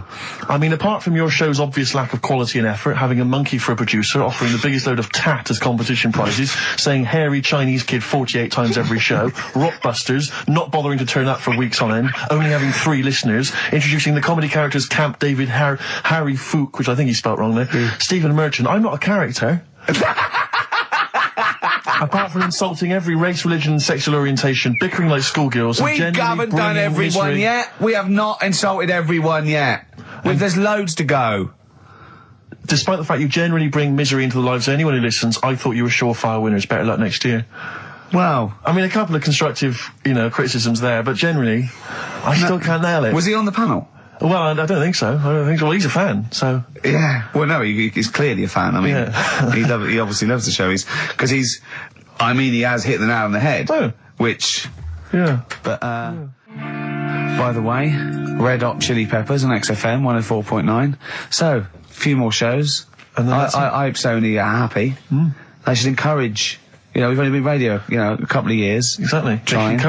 You encourage young talent like you. Yeah. Instead of giving it to Radio 1 and Radio 2 and... The old war horses. We just had a quick email. I wonder if you could answer this. It's James from NW1. He says, Ricky, is Karl going to be on this week's show? Please let me know, as I may listen if he's not. Sadly, he is here. I mean, people are already turning against you, Karl, because they've seen what's happened. Yeah. I think they've probably realised that we've I think we gave him too much. I think we've got a spoiled sort of kid in our hands. It's sort of like, we knew how bad he was, but we were trying to sort of bring him out of his shell a little bit. Yeah. You got to encourage sort of, children like Karl. Well, yeah, exactly. To sort of fend for themselves. But I like the fact that Dickie Anderson had that wonderful rant. It was an articulate email. It was quite long, and he must have typed it immediately. I'm thinking, because he's a fan of the show and he thinks I'm a genius, we need a PA. Sure. Don't we? Yeah. Do you reckon he'd come and work for us? Well, he can't be any worse than what we've already got. I know. So there you go. Then we're giving up radio. We're going to concentrate on television. Karl's going to probably go back to what? Your little, just doing your sound. The thing I won a silver for at the Sonys. Where's Dickie Anderson? Not heard from Dickie Anders for a long, long time. Because I wanted to. If there's one show I'd want him to hear, it's this one. Because we've pulled out some of the stops now, haven't we? He's excited because he's going away, so he's putting an extra bit of Come on, let's play a record. Let's play a tune and let's come out with Monkey News. We have some Monkey News to end with. He's excited. Incidentally, we mentioned that Stargate SG-1, I really look forward to that, Michelle. That features Richard Dean Anderson. Had a lot of emails, people saying, is that the same Richard Dean Anderson or Dickie Anders that used to email in and said he loved the show? What's happened to Dickie Anders? I've not heard from Dickie for ages. So, Dickie, if you're listening, Richard Anderson, if anyone knows Richard Anderson, what's happened to him? Well, I think we know his top 3. Yeah, exactly. So, Dickie Anders, if you're still out there, get in touch with Anders. It was also, all right? Yeah. Anders. Embrace and Gravity on XFM 104.9. We've had a couple of texts. People obviously can text in 83XFM. That's the text number for the big quiz that's coming up shortly. Rockbusters, still your opportunity to win some of those cracking prizes. Enter your name in the draw if you can unravel the, I don't know what you call them, conundrums that Karl set. Sort of. We've had a couple of texts. Obviously, we're leaving early today. This is a shortened show and our last show of this run. But we've got to leave early. We've got to go down and try and make poverty history. But Rob's texted and he says, only an hour and a half today. Well, poverty does have some benefits then. He's a fan. He understands the show. Who was that little fella that used to write in who hated the show? I forget his name. I haven't heard from him for a while, actually. I don't know what happened. No. Maybe he realised that if he hated the show so much, the obvious thing to do was to switch off. Maybe that finally dawned That's on him. annoying. What's his name? Someone will remind us of his name. I like people who hate us to carry on listening. Yeah. It just gives it an edge, doesn't it? Yeah. It's the fact that, that you're annoying someone. I mean, I love annoying people. I know you do. I know. So you're like a kind of walking Chinese water torch. Yeah, exactly. Yeah. Well, how's it going with Rockbusters? Anyone got the answers? Actually, one guy has texted in, James in Deptford, he's offered some answers, and he says here, the guy that hated us, famously, of course, we should have remembered, Dickie Anderson. Dickie Anderson? Richard Anderson, of course. I don't know if Dickie's still listening. If he is, obviously email in ricky.gervais@xfm.co.uk and tell us what you've been doing, how you can keep him busy and stuff. Yeah. Nice to hear from him. And the comedian, it's fantastic. I've just got to tell this again because it was wonderful.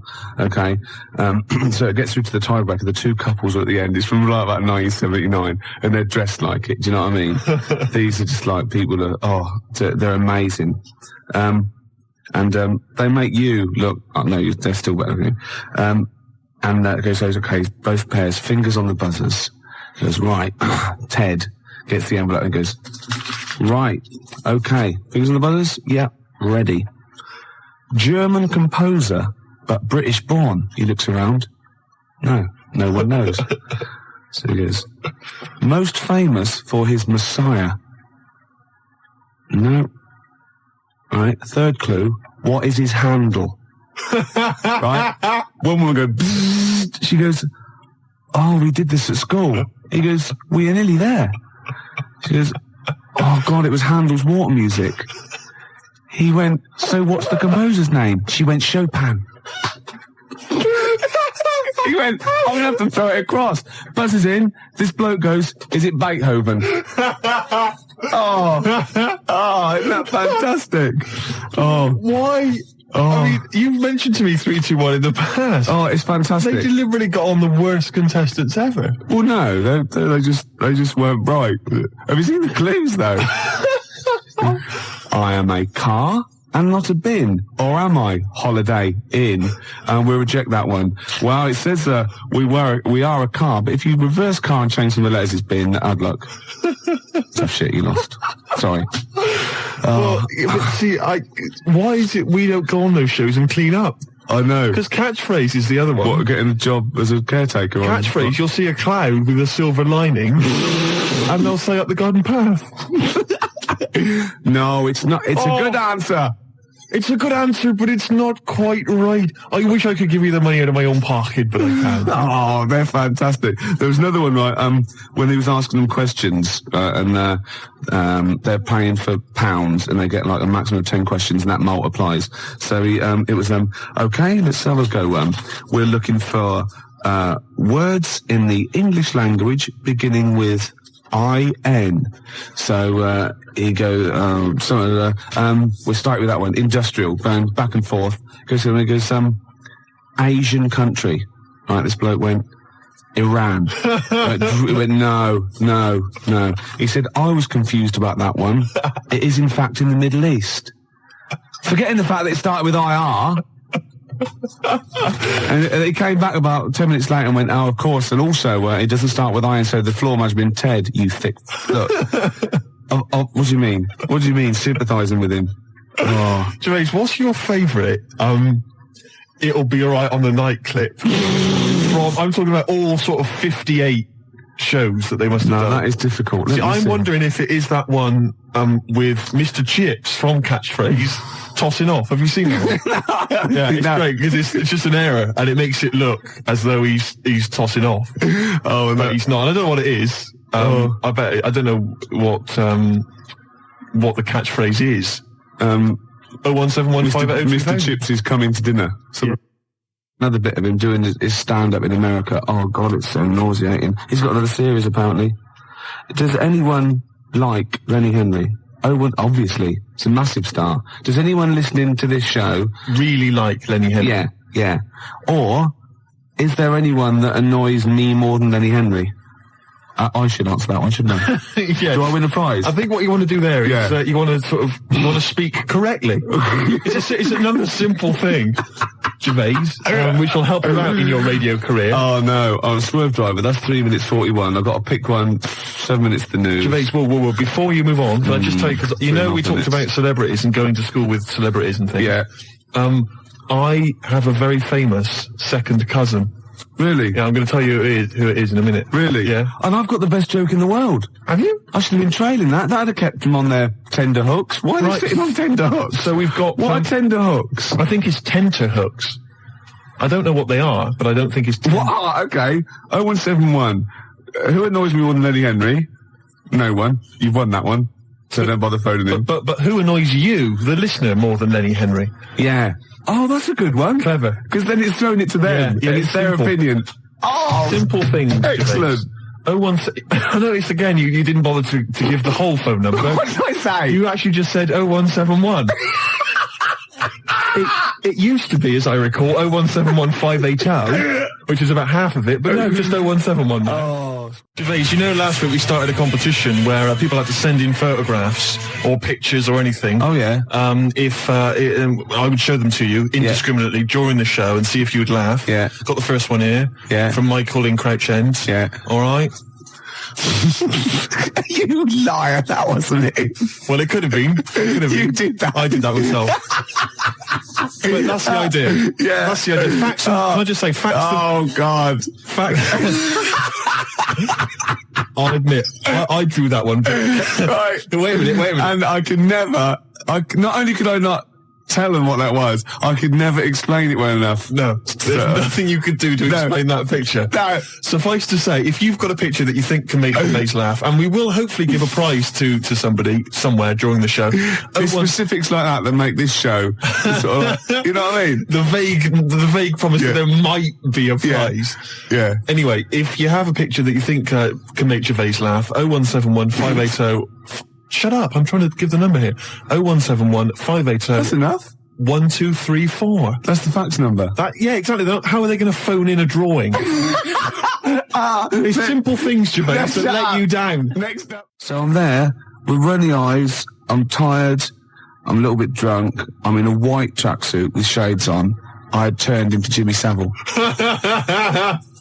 You just become Jimmy. Yeah, and I saw all these kids looking at me thinking, oh... Bless him. They're going, you're all right, Harriet. Where's the toilet? He's done it. Nah.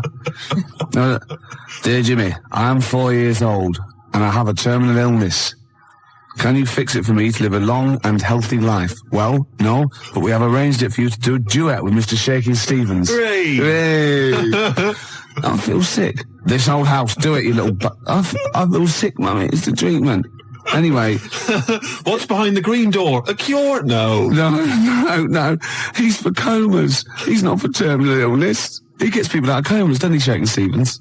Does he? He does. He apparently, loads of kids in the 80s, they're all on there, all these people going, oh yeah, and she was in a coma, and we played Shakin' Stevens 24 hours a day, and I'd come out of it if someone turn up! Shit off! I mean, who would you least like to visit you if you're in a coma? Oh, crumbs. Imagine it, right? You're in a coma, yeah? You're in a catatonic... You've got all your senses. You've got all your senses except sight. You can't do a thing, right? and you've got someone there to come and visit you, you're helpless. You can't move. Just sort of lying you on can't the bed, say anything. helpless. But you can feel I'll tell you, I wouldn't want to visit me.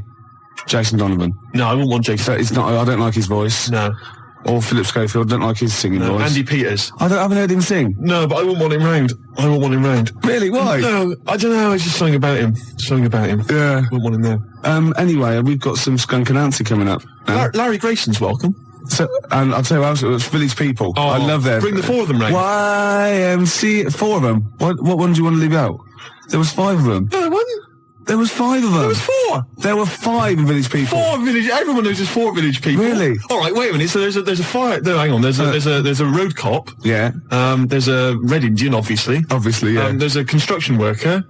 And there's something else. There's a chef? No, a chef? A candlestick maker. Oh, that's great, isn't it? Yeah. A tailor. At the back with those little half-moon glasses. YMCA. Do a little bit of sewing. Who was it? Hang on, wait a minute. There was a fire chief. What are you on about? Is there a fire chief? No, not a fire chief. There was a police. Oh yeah, play the record. The black guy was a road cop, traffic cop. There was a policeman. There was a Red Indian, obviously. Native American. Yeah, there was a construction worker. Yeah, the moustache. Cowboy. Was there? Yeah, of course there was a cowboy. Was there? Yeah. Well, who was the 5th one then? I don't know if there was. I might have made that up. Maybe I just dreamt of one. I thought of maybe a bloke dressed up as Judy Garland. Steve singing along there to Baby Bird, which is ironic because when you sing, when you're putting your head back and your mouth open, you look like a baby bird. Do I? Yeah, because the long neck and that sort of goiter thing you've got look like a fledgling pelican. And the worms, of course, hanging from one leg. But it's ironic as well because you're like a Lizoidian as well. You're Is that a real word? Because you're a Lizoidian. Oh, right, of course. Yeah. You don't, because I sometimes forget that they're not real words. You sometimes forget that your language comes from the voices inside your head. No, listen. I use my own language. They tell me what to say and I say it. No, listen. You're sort of like a little bird-like Lizoidian thing, right? Which is like the Archaeopteryx. Like the link between this sort of lizard man going flight. Oh, goodness me. They've kicked in again. They've kicked in early. Oh. They're not meant to start for about an hour. What, the voices? No, the tablets. Right. Go on.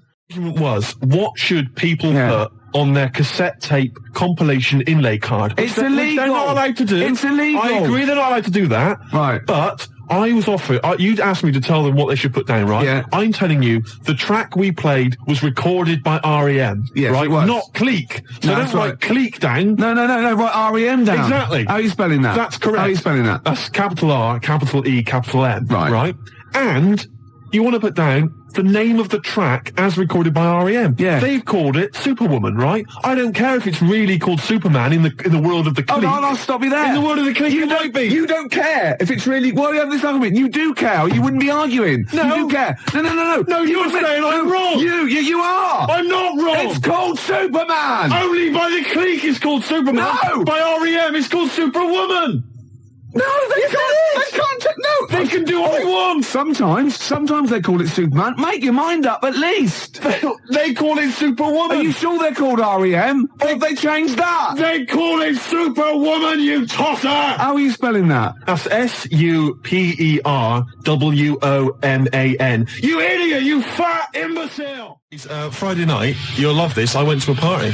Got invited to a party. A genuine... Oh, no. That was an afterthought. You said I went to a party, then you suddenly went, I got invited to a party.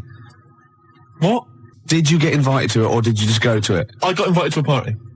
I went to a party. Okay. Well, which is it? I was at a party on Friday night. Okay, right, okay. And it was people I know. It's up in North London. I live in South. Not that that's particularly important.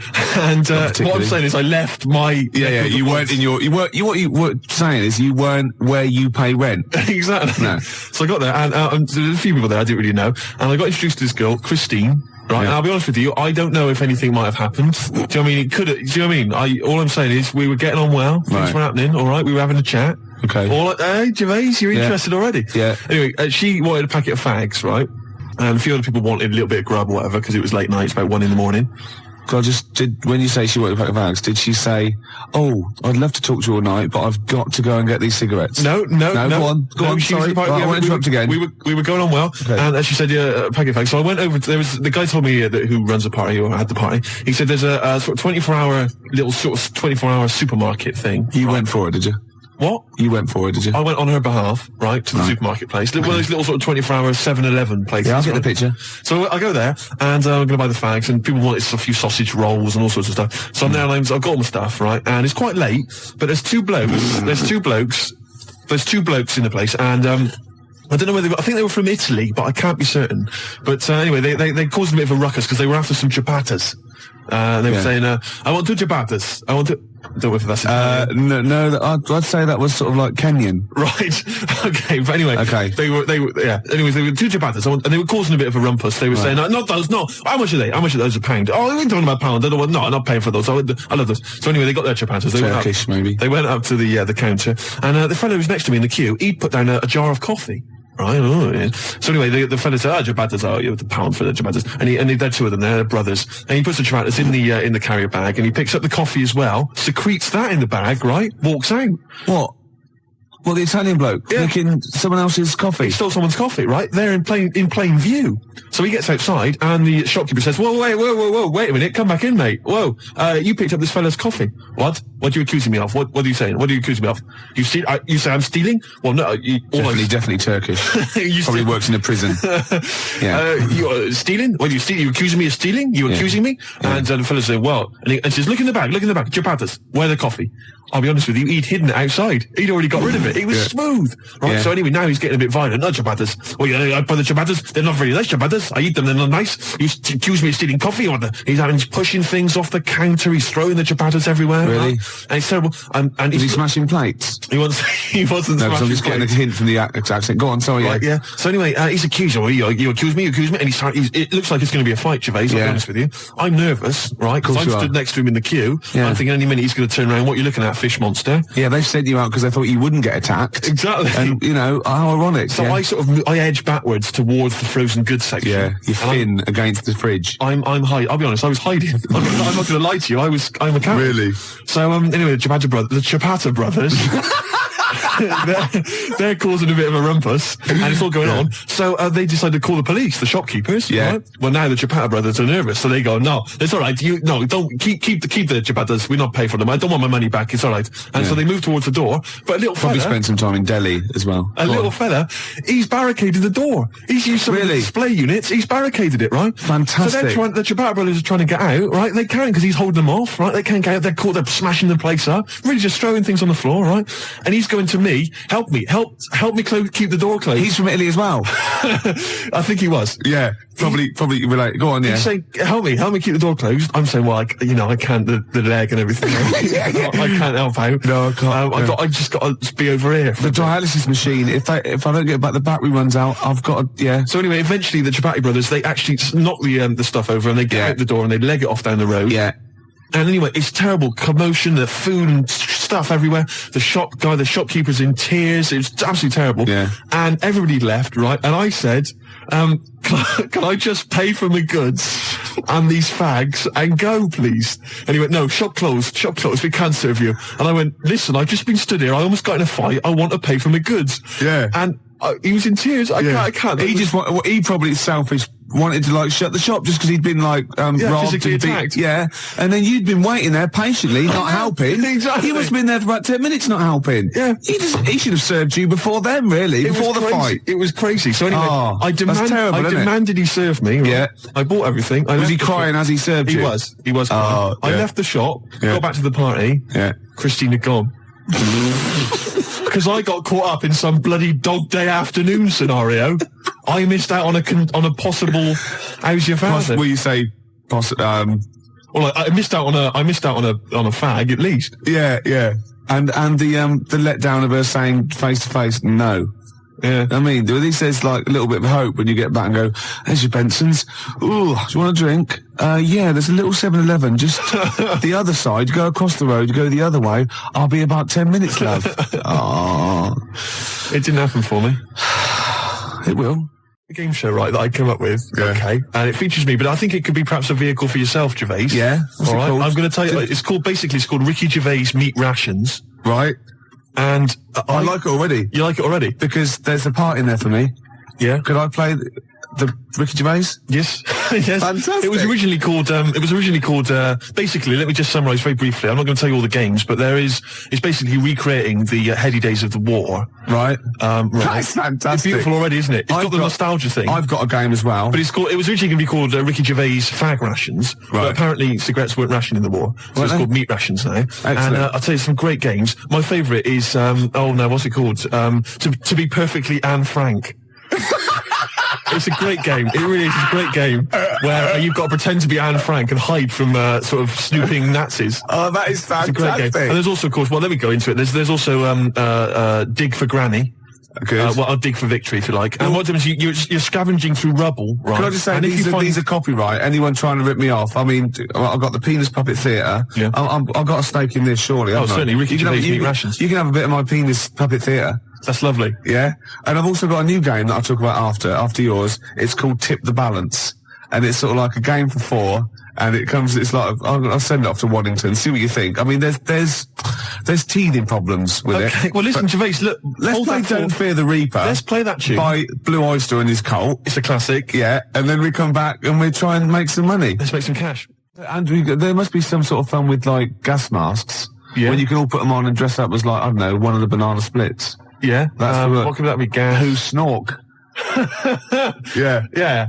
Well, possibly. So every week there's the real Snork. Right. So it's like, confessors come on, they put the, which one's Snork? Which one's Snork? Yeah. So you've got three celebrities. Yeah, who's a gas mask and the real Snork. That's great. So you've got someone like Ted Malt's son, he pops one on. You got Frank Bruno, and Jilly Cooper. That's it. And they put their mask on and like a little outfit, and then the real Snork is there, and you've got to ask them questions. Like, you get like Bernie Winters and Henry Cooper going, number three, how long have you been in the banana split?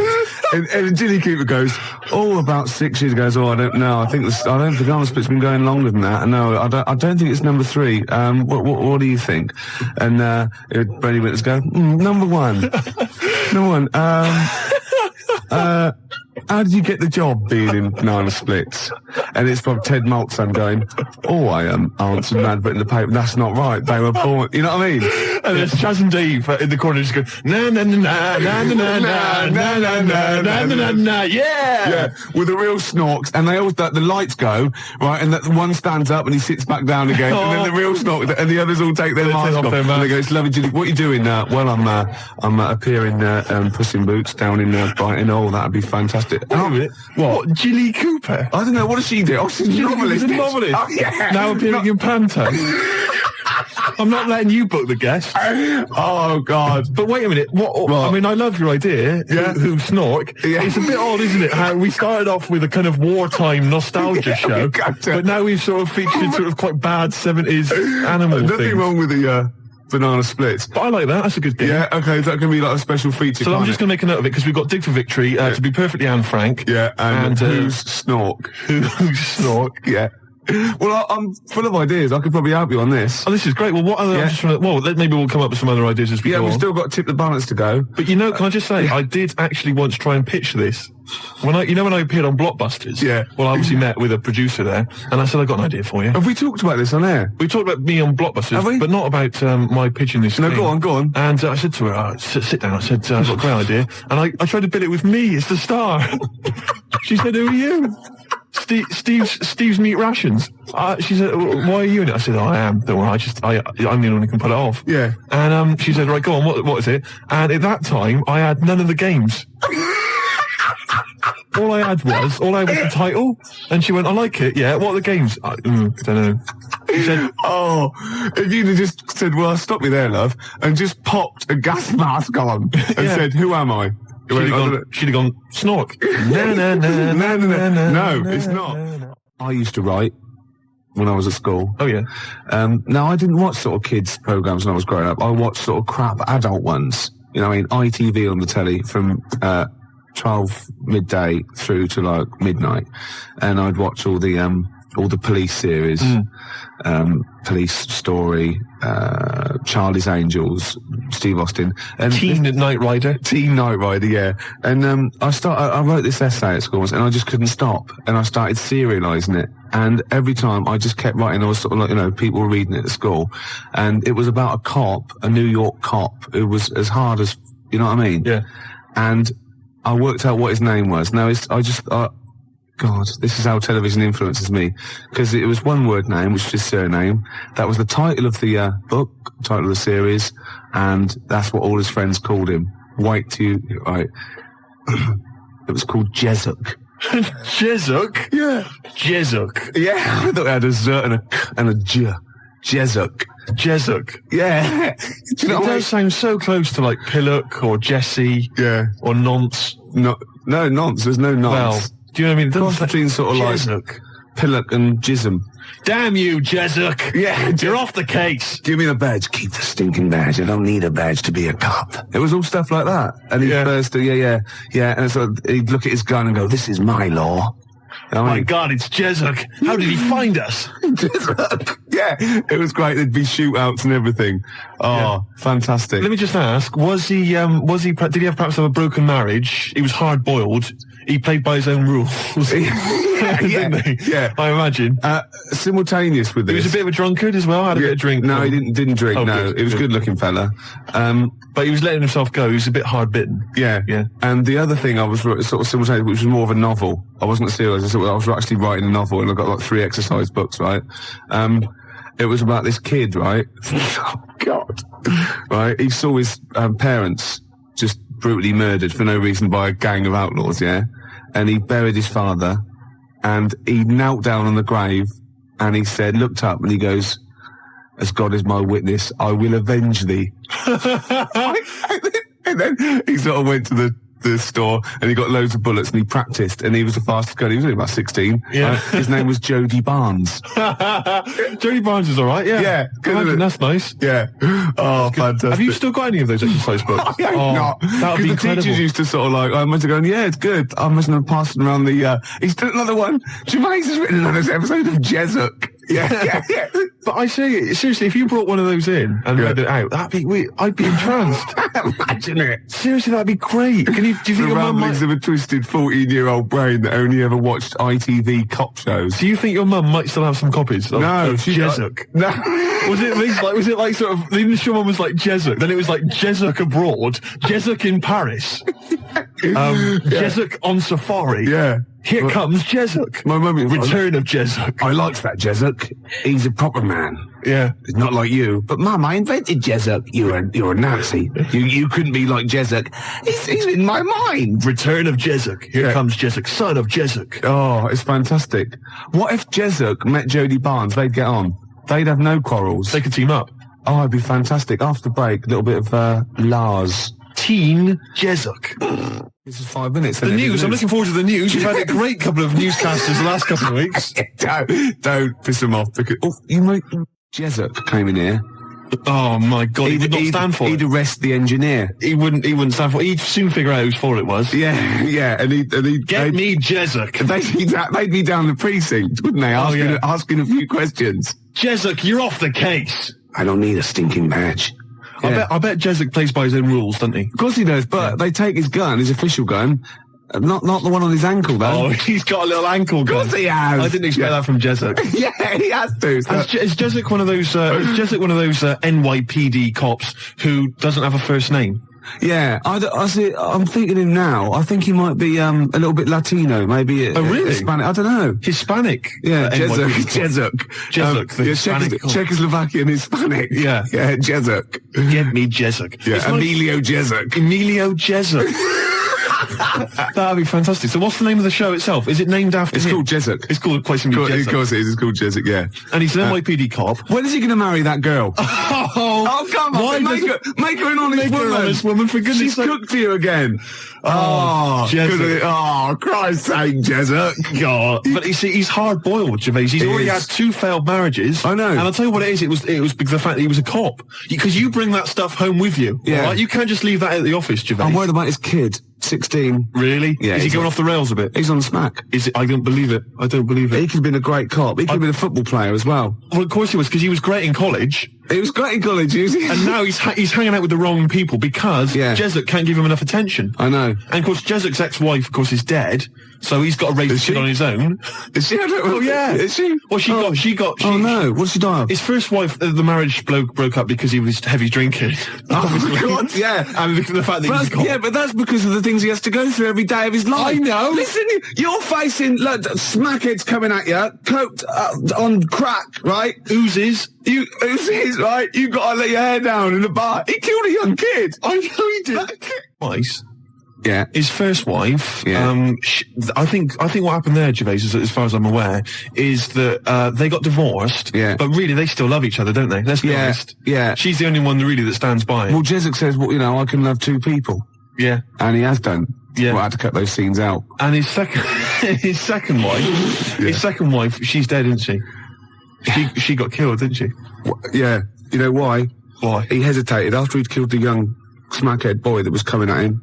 Had a grenade.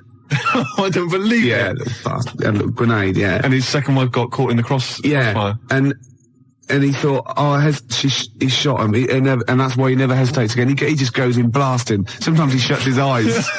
He just goes in blasting. Yeah. What would be the opening credit sequence for Jessup? What would happen? Would it be Rockford Files style, where he's in the supermarket, buying food and all the sort of it? I think he'd be, I think it would be like split screen. I want he'd be turning round in like a mall, like firing. On the other one, he'd be dropping the toast and his wife would be ruffling his hair in the morning. And he'd be going, and he'd sort of like be getting crumbs off it. Well, it wouldn't be his wife. It would be a lovely lady he probably picked up the night before. No. Remember that? He doesn't do that. No, he does. He does not. He doesn't. He's estranged from his wife, and his second wife's dead. You idiot. Yeah, but we established he's got a new one. That He hasn't got a new wife. Not a new wife. He's got a new bird, hasn't he? Well, yeah, you said wife. Well, he's faithful to her though. He doesn't go and pick up floozes. What?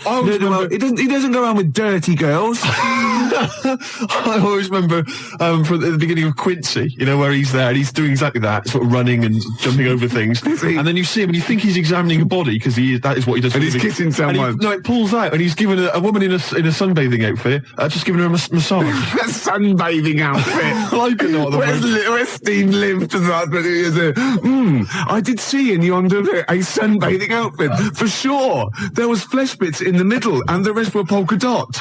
Wait, a sunbathing outfit, right? Sunbathing outfit. That's great. Well, birthday suit. There was a girl in the Altogether. The Altogether. Oh God! Oh, that's fantastic! Yeah. What's wrong with that? I will pop this rubber thing on, and for sure, I am in a sexual intercourse outfit. Sunbathing outfit. I can't believe I've embarrassed myself with my use of language when it's invariably yourself, Gervais. I know, yeah. Oh I've done. dear. Oh yeah. We usually have a few beers and we get throughout the show, and I get steadily drunk, which is unprofessional. This saves a bit of time. Turned up pissed. You turned up drunk today? Yeah, so I don't have to.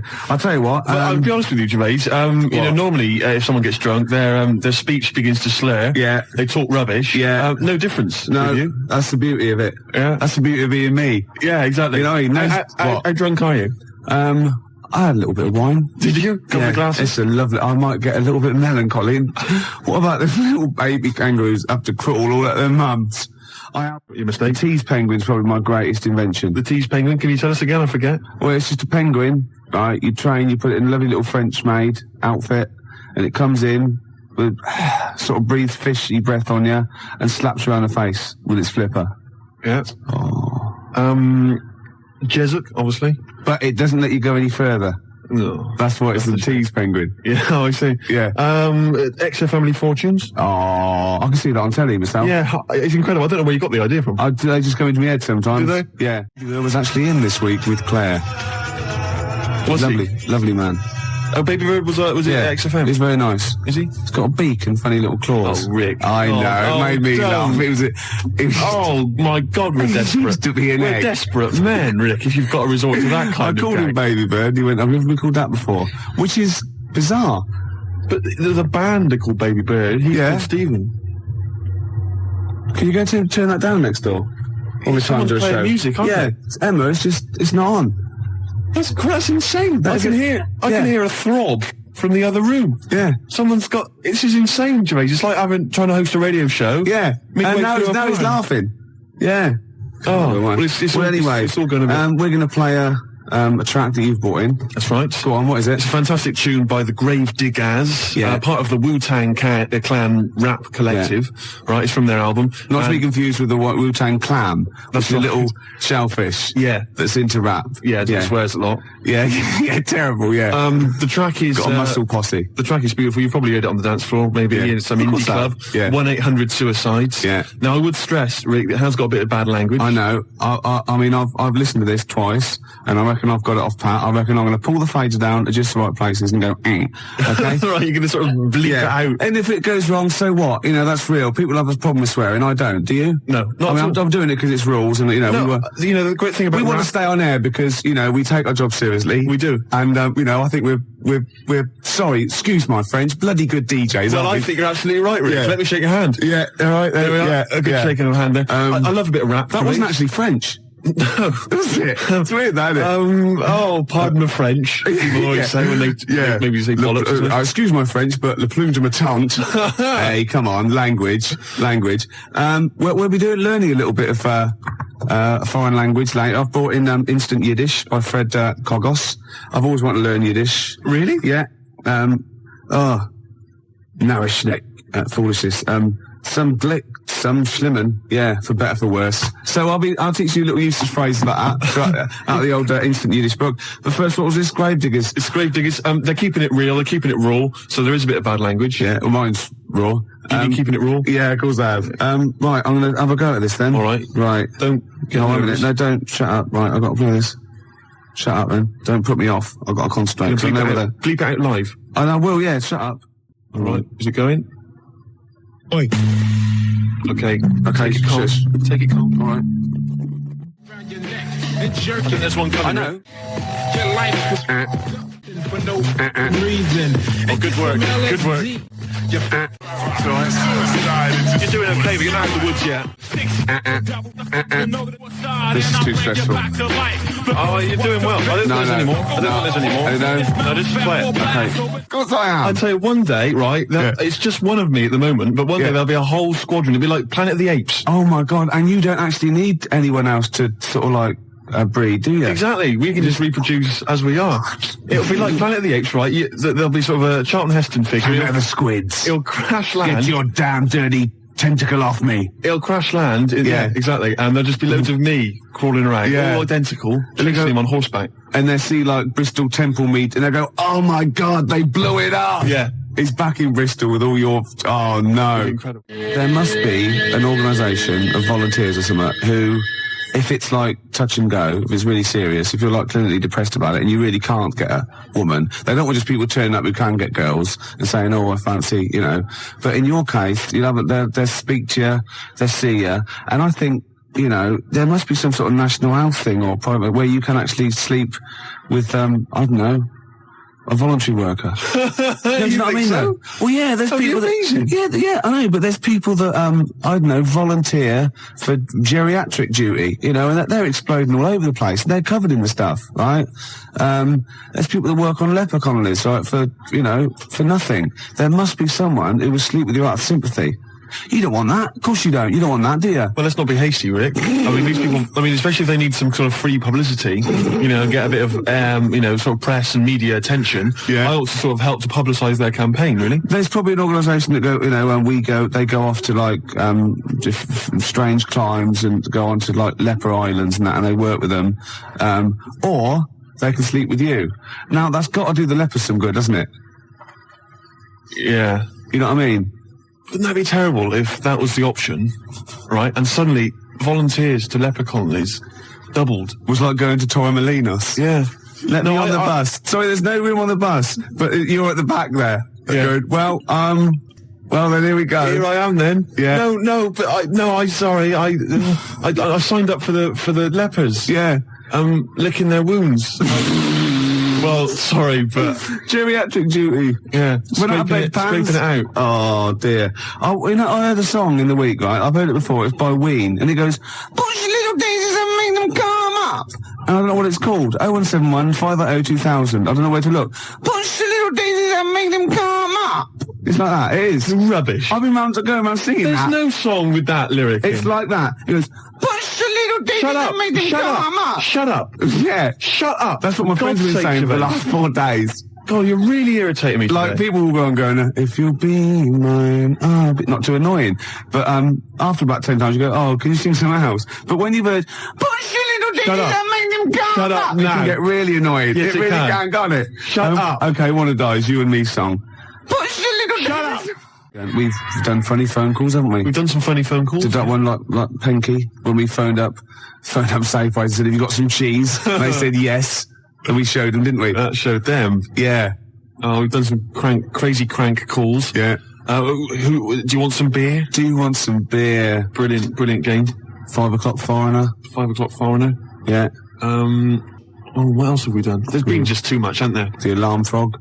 The alarm frog. That never got off the ground. Really Yet. got going. Some great ideas. Tip the balance. That's the last one I've got. Tip the balance. You haven't explained it. It's my last. I think it's a little bit in bad taste. Really? Yeah. Oh well, I don't want that on this show. No. I mean, I think it's a little bit much. Really? Is it too much? Is it the most outrageous thing you've ever? Well, okay. Well, no. This is an idea, right? It's a board game. It's a board game. I'll send it off to Waddington's when I'll get. It's 4 simple weights, sort of just like fulcrum weights. Like scales. Like a little seesaw. Yeah, a little seesaw. And there's one end is like a bowl, right? The other end is like a kilogram weight. Right. And there's 4 of those. So 4 of you sit round, and you've got to quite simply tip the balance, right? So you've got to fill the bowl. Fill the bowl, yeah. What, with rice or? No. Household object? No. Bodily secretions. Right. So it's the first, Maybe you shouldn't tell us about this. Well, no, because there's simple rules. Anything that comes out of your body is all right, okay? In every form. Right. Well, anything that comes out of your body, yeah. You put that into the bowl and sort of tip the balance. So, I was thinking, if I said it quieter, it wasn't so bad. I was going to go, well, it's piss. Do you know what I mean? Yeah. Doesn't work right. Snot. Sick. Yeah. Spunk. Well, I was going to say cum, because then I could be spelling it C-O-M-E. Therefore, getting by some of the radio authorities rather sneakily. And spunk, as you said, is like courage, isn't it? Exactly. Like in the Waltons, they go, oh, look, I love your new girlfriend, John Boy, she's full of spunk. Yeah, sorry about that. Well, I've been carried away, Dad. Good night, John Boy. Yeah. John Boy. Good night. Right, here's the Cure. We'll come back to this. Cure, Charlotte Sometimes, 20 to 6, Ricky Gervais Show.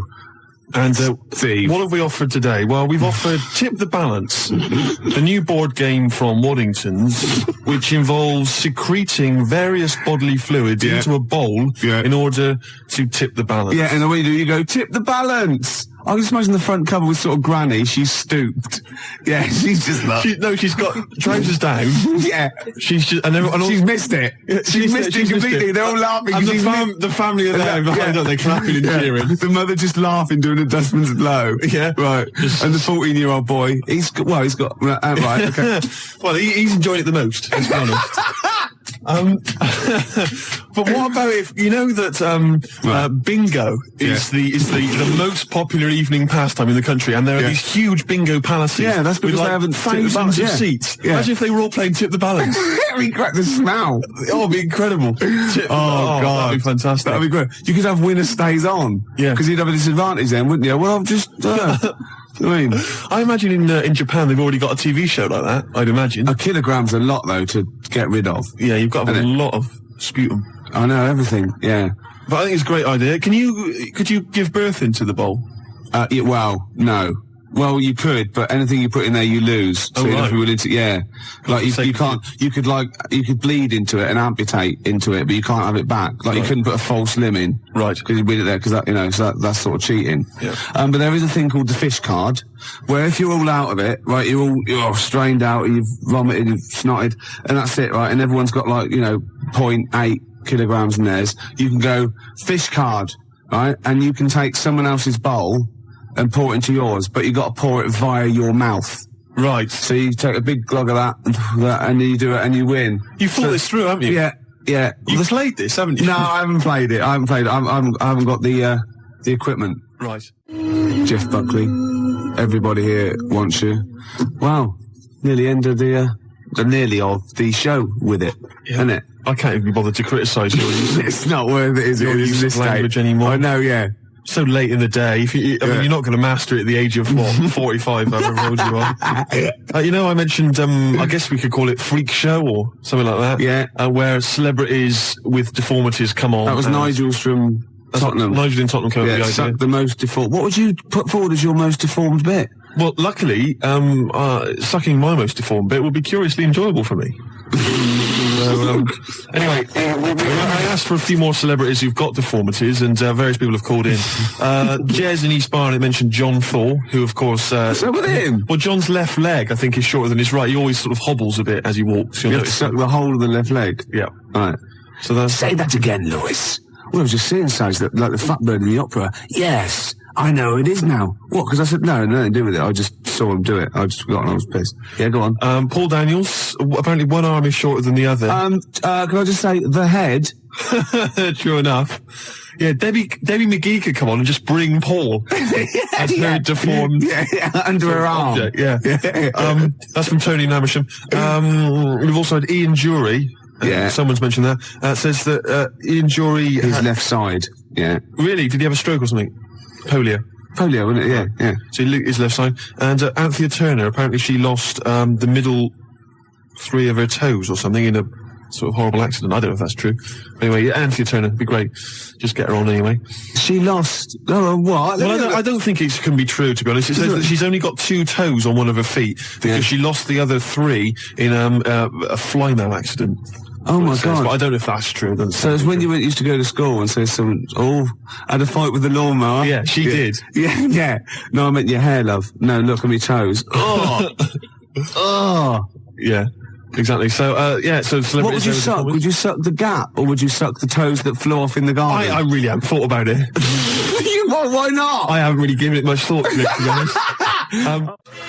Satellite, that's all we were, Steve, just satellites. Just satellites orbiting around the mighty space station of XFM. I don't know what I'm talking about. No, I didn't think that you could carry that much further. No. Still, that's the end, no more cheap knob gags on a Sunday afternoon. No. No more sort of swearing. Smut on the radio, breaking every radio authority that there ever was. Yeah. Good times, eh? We've had a few laughs, few tears.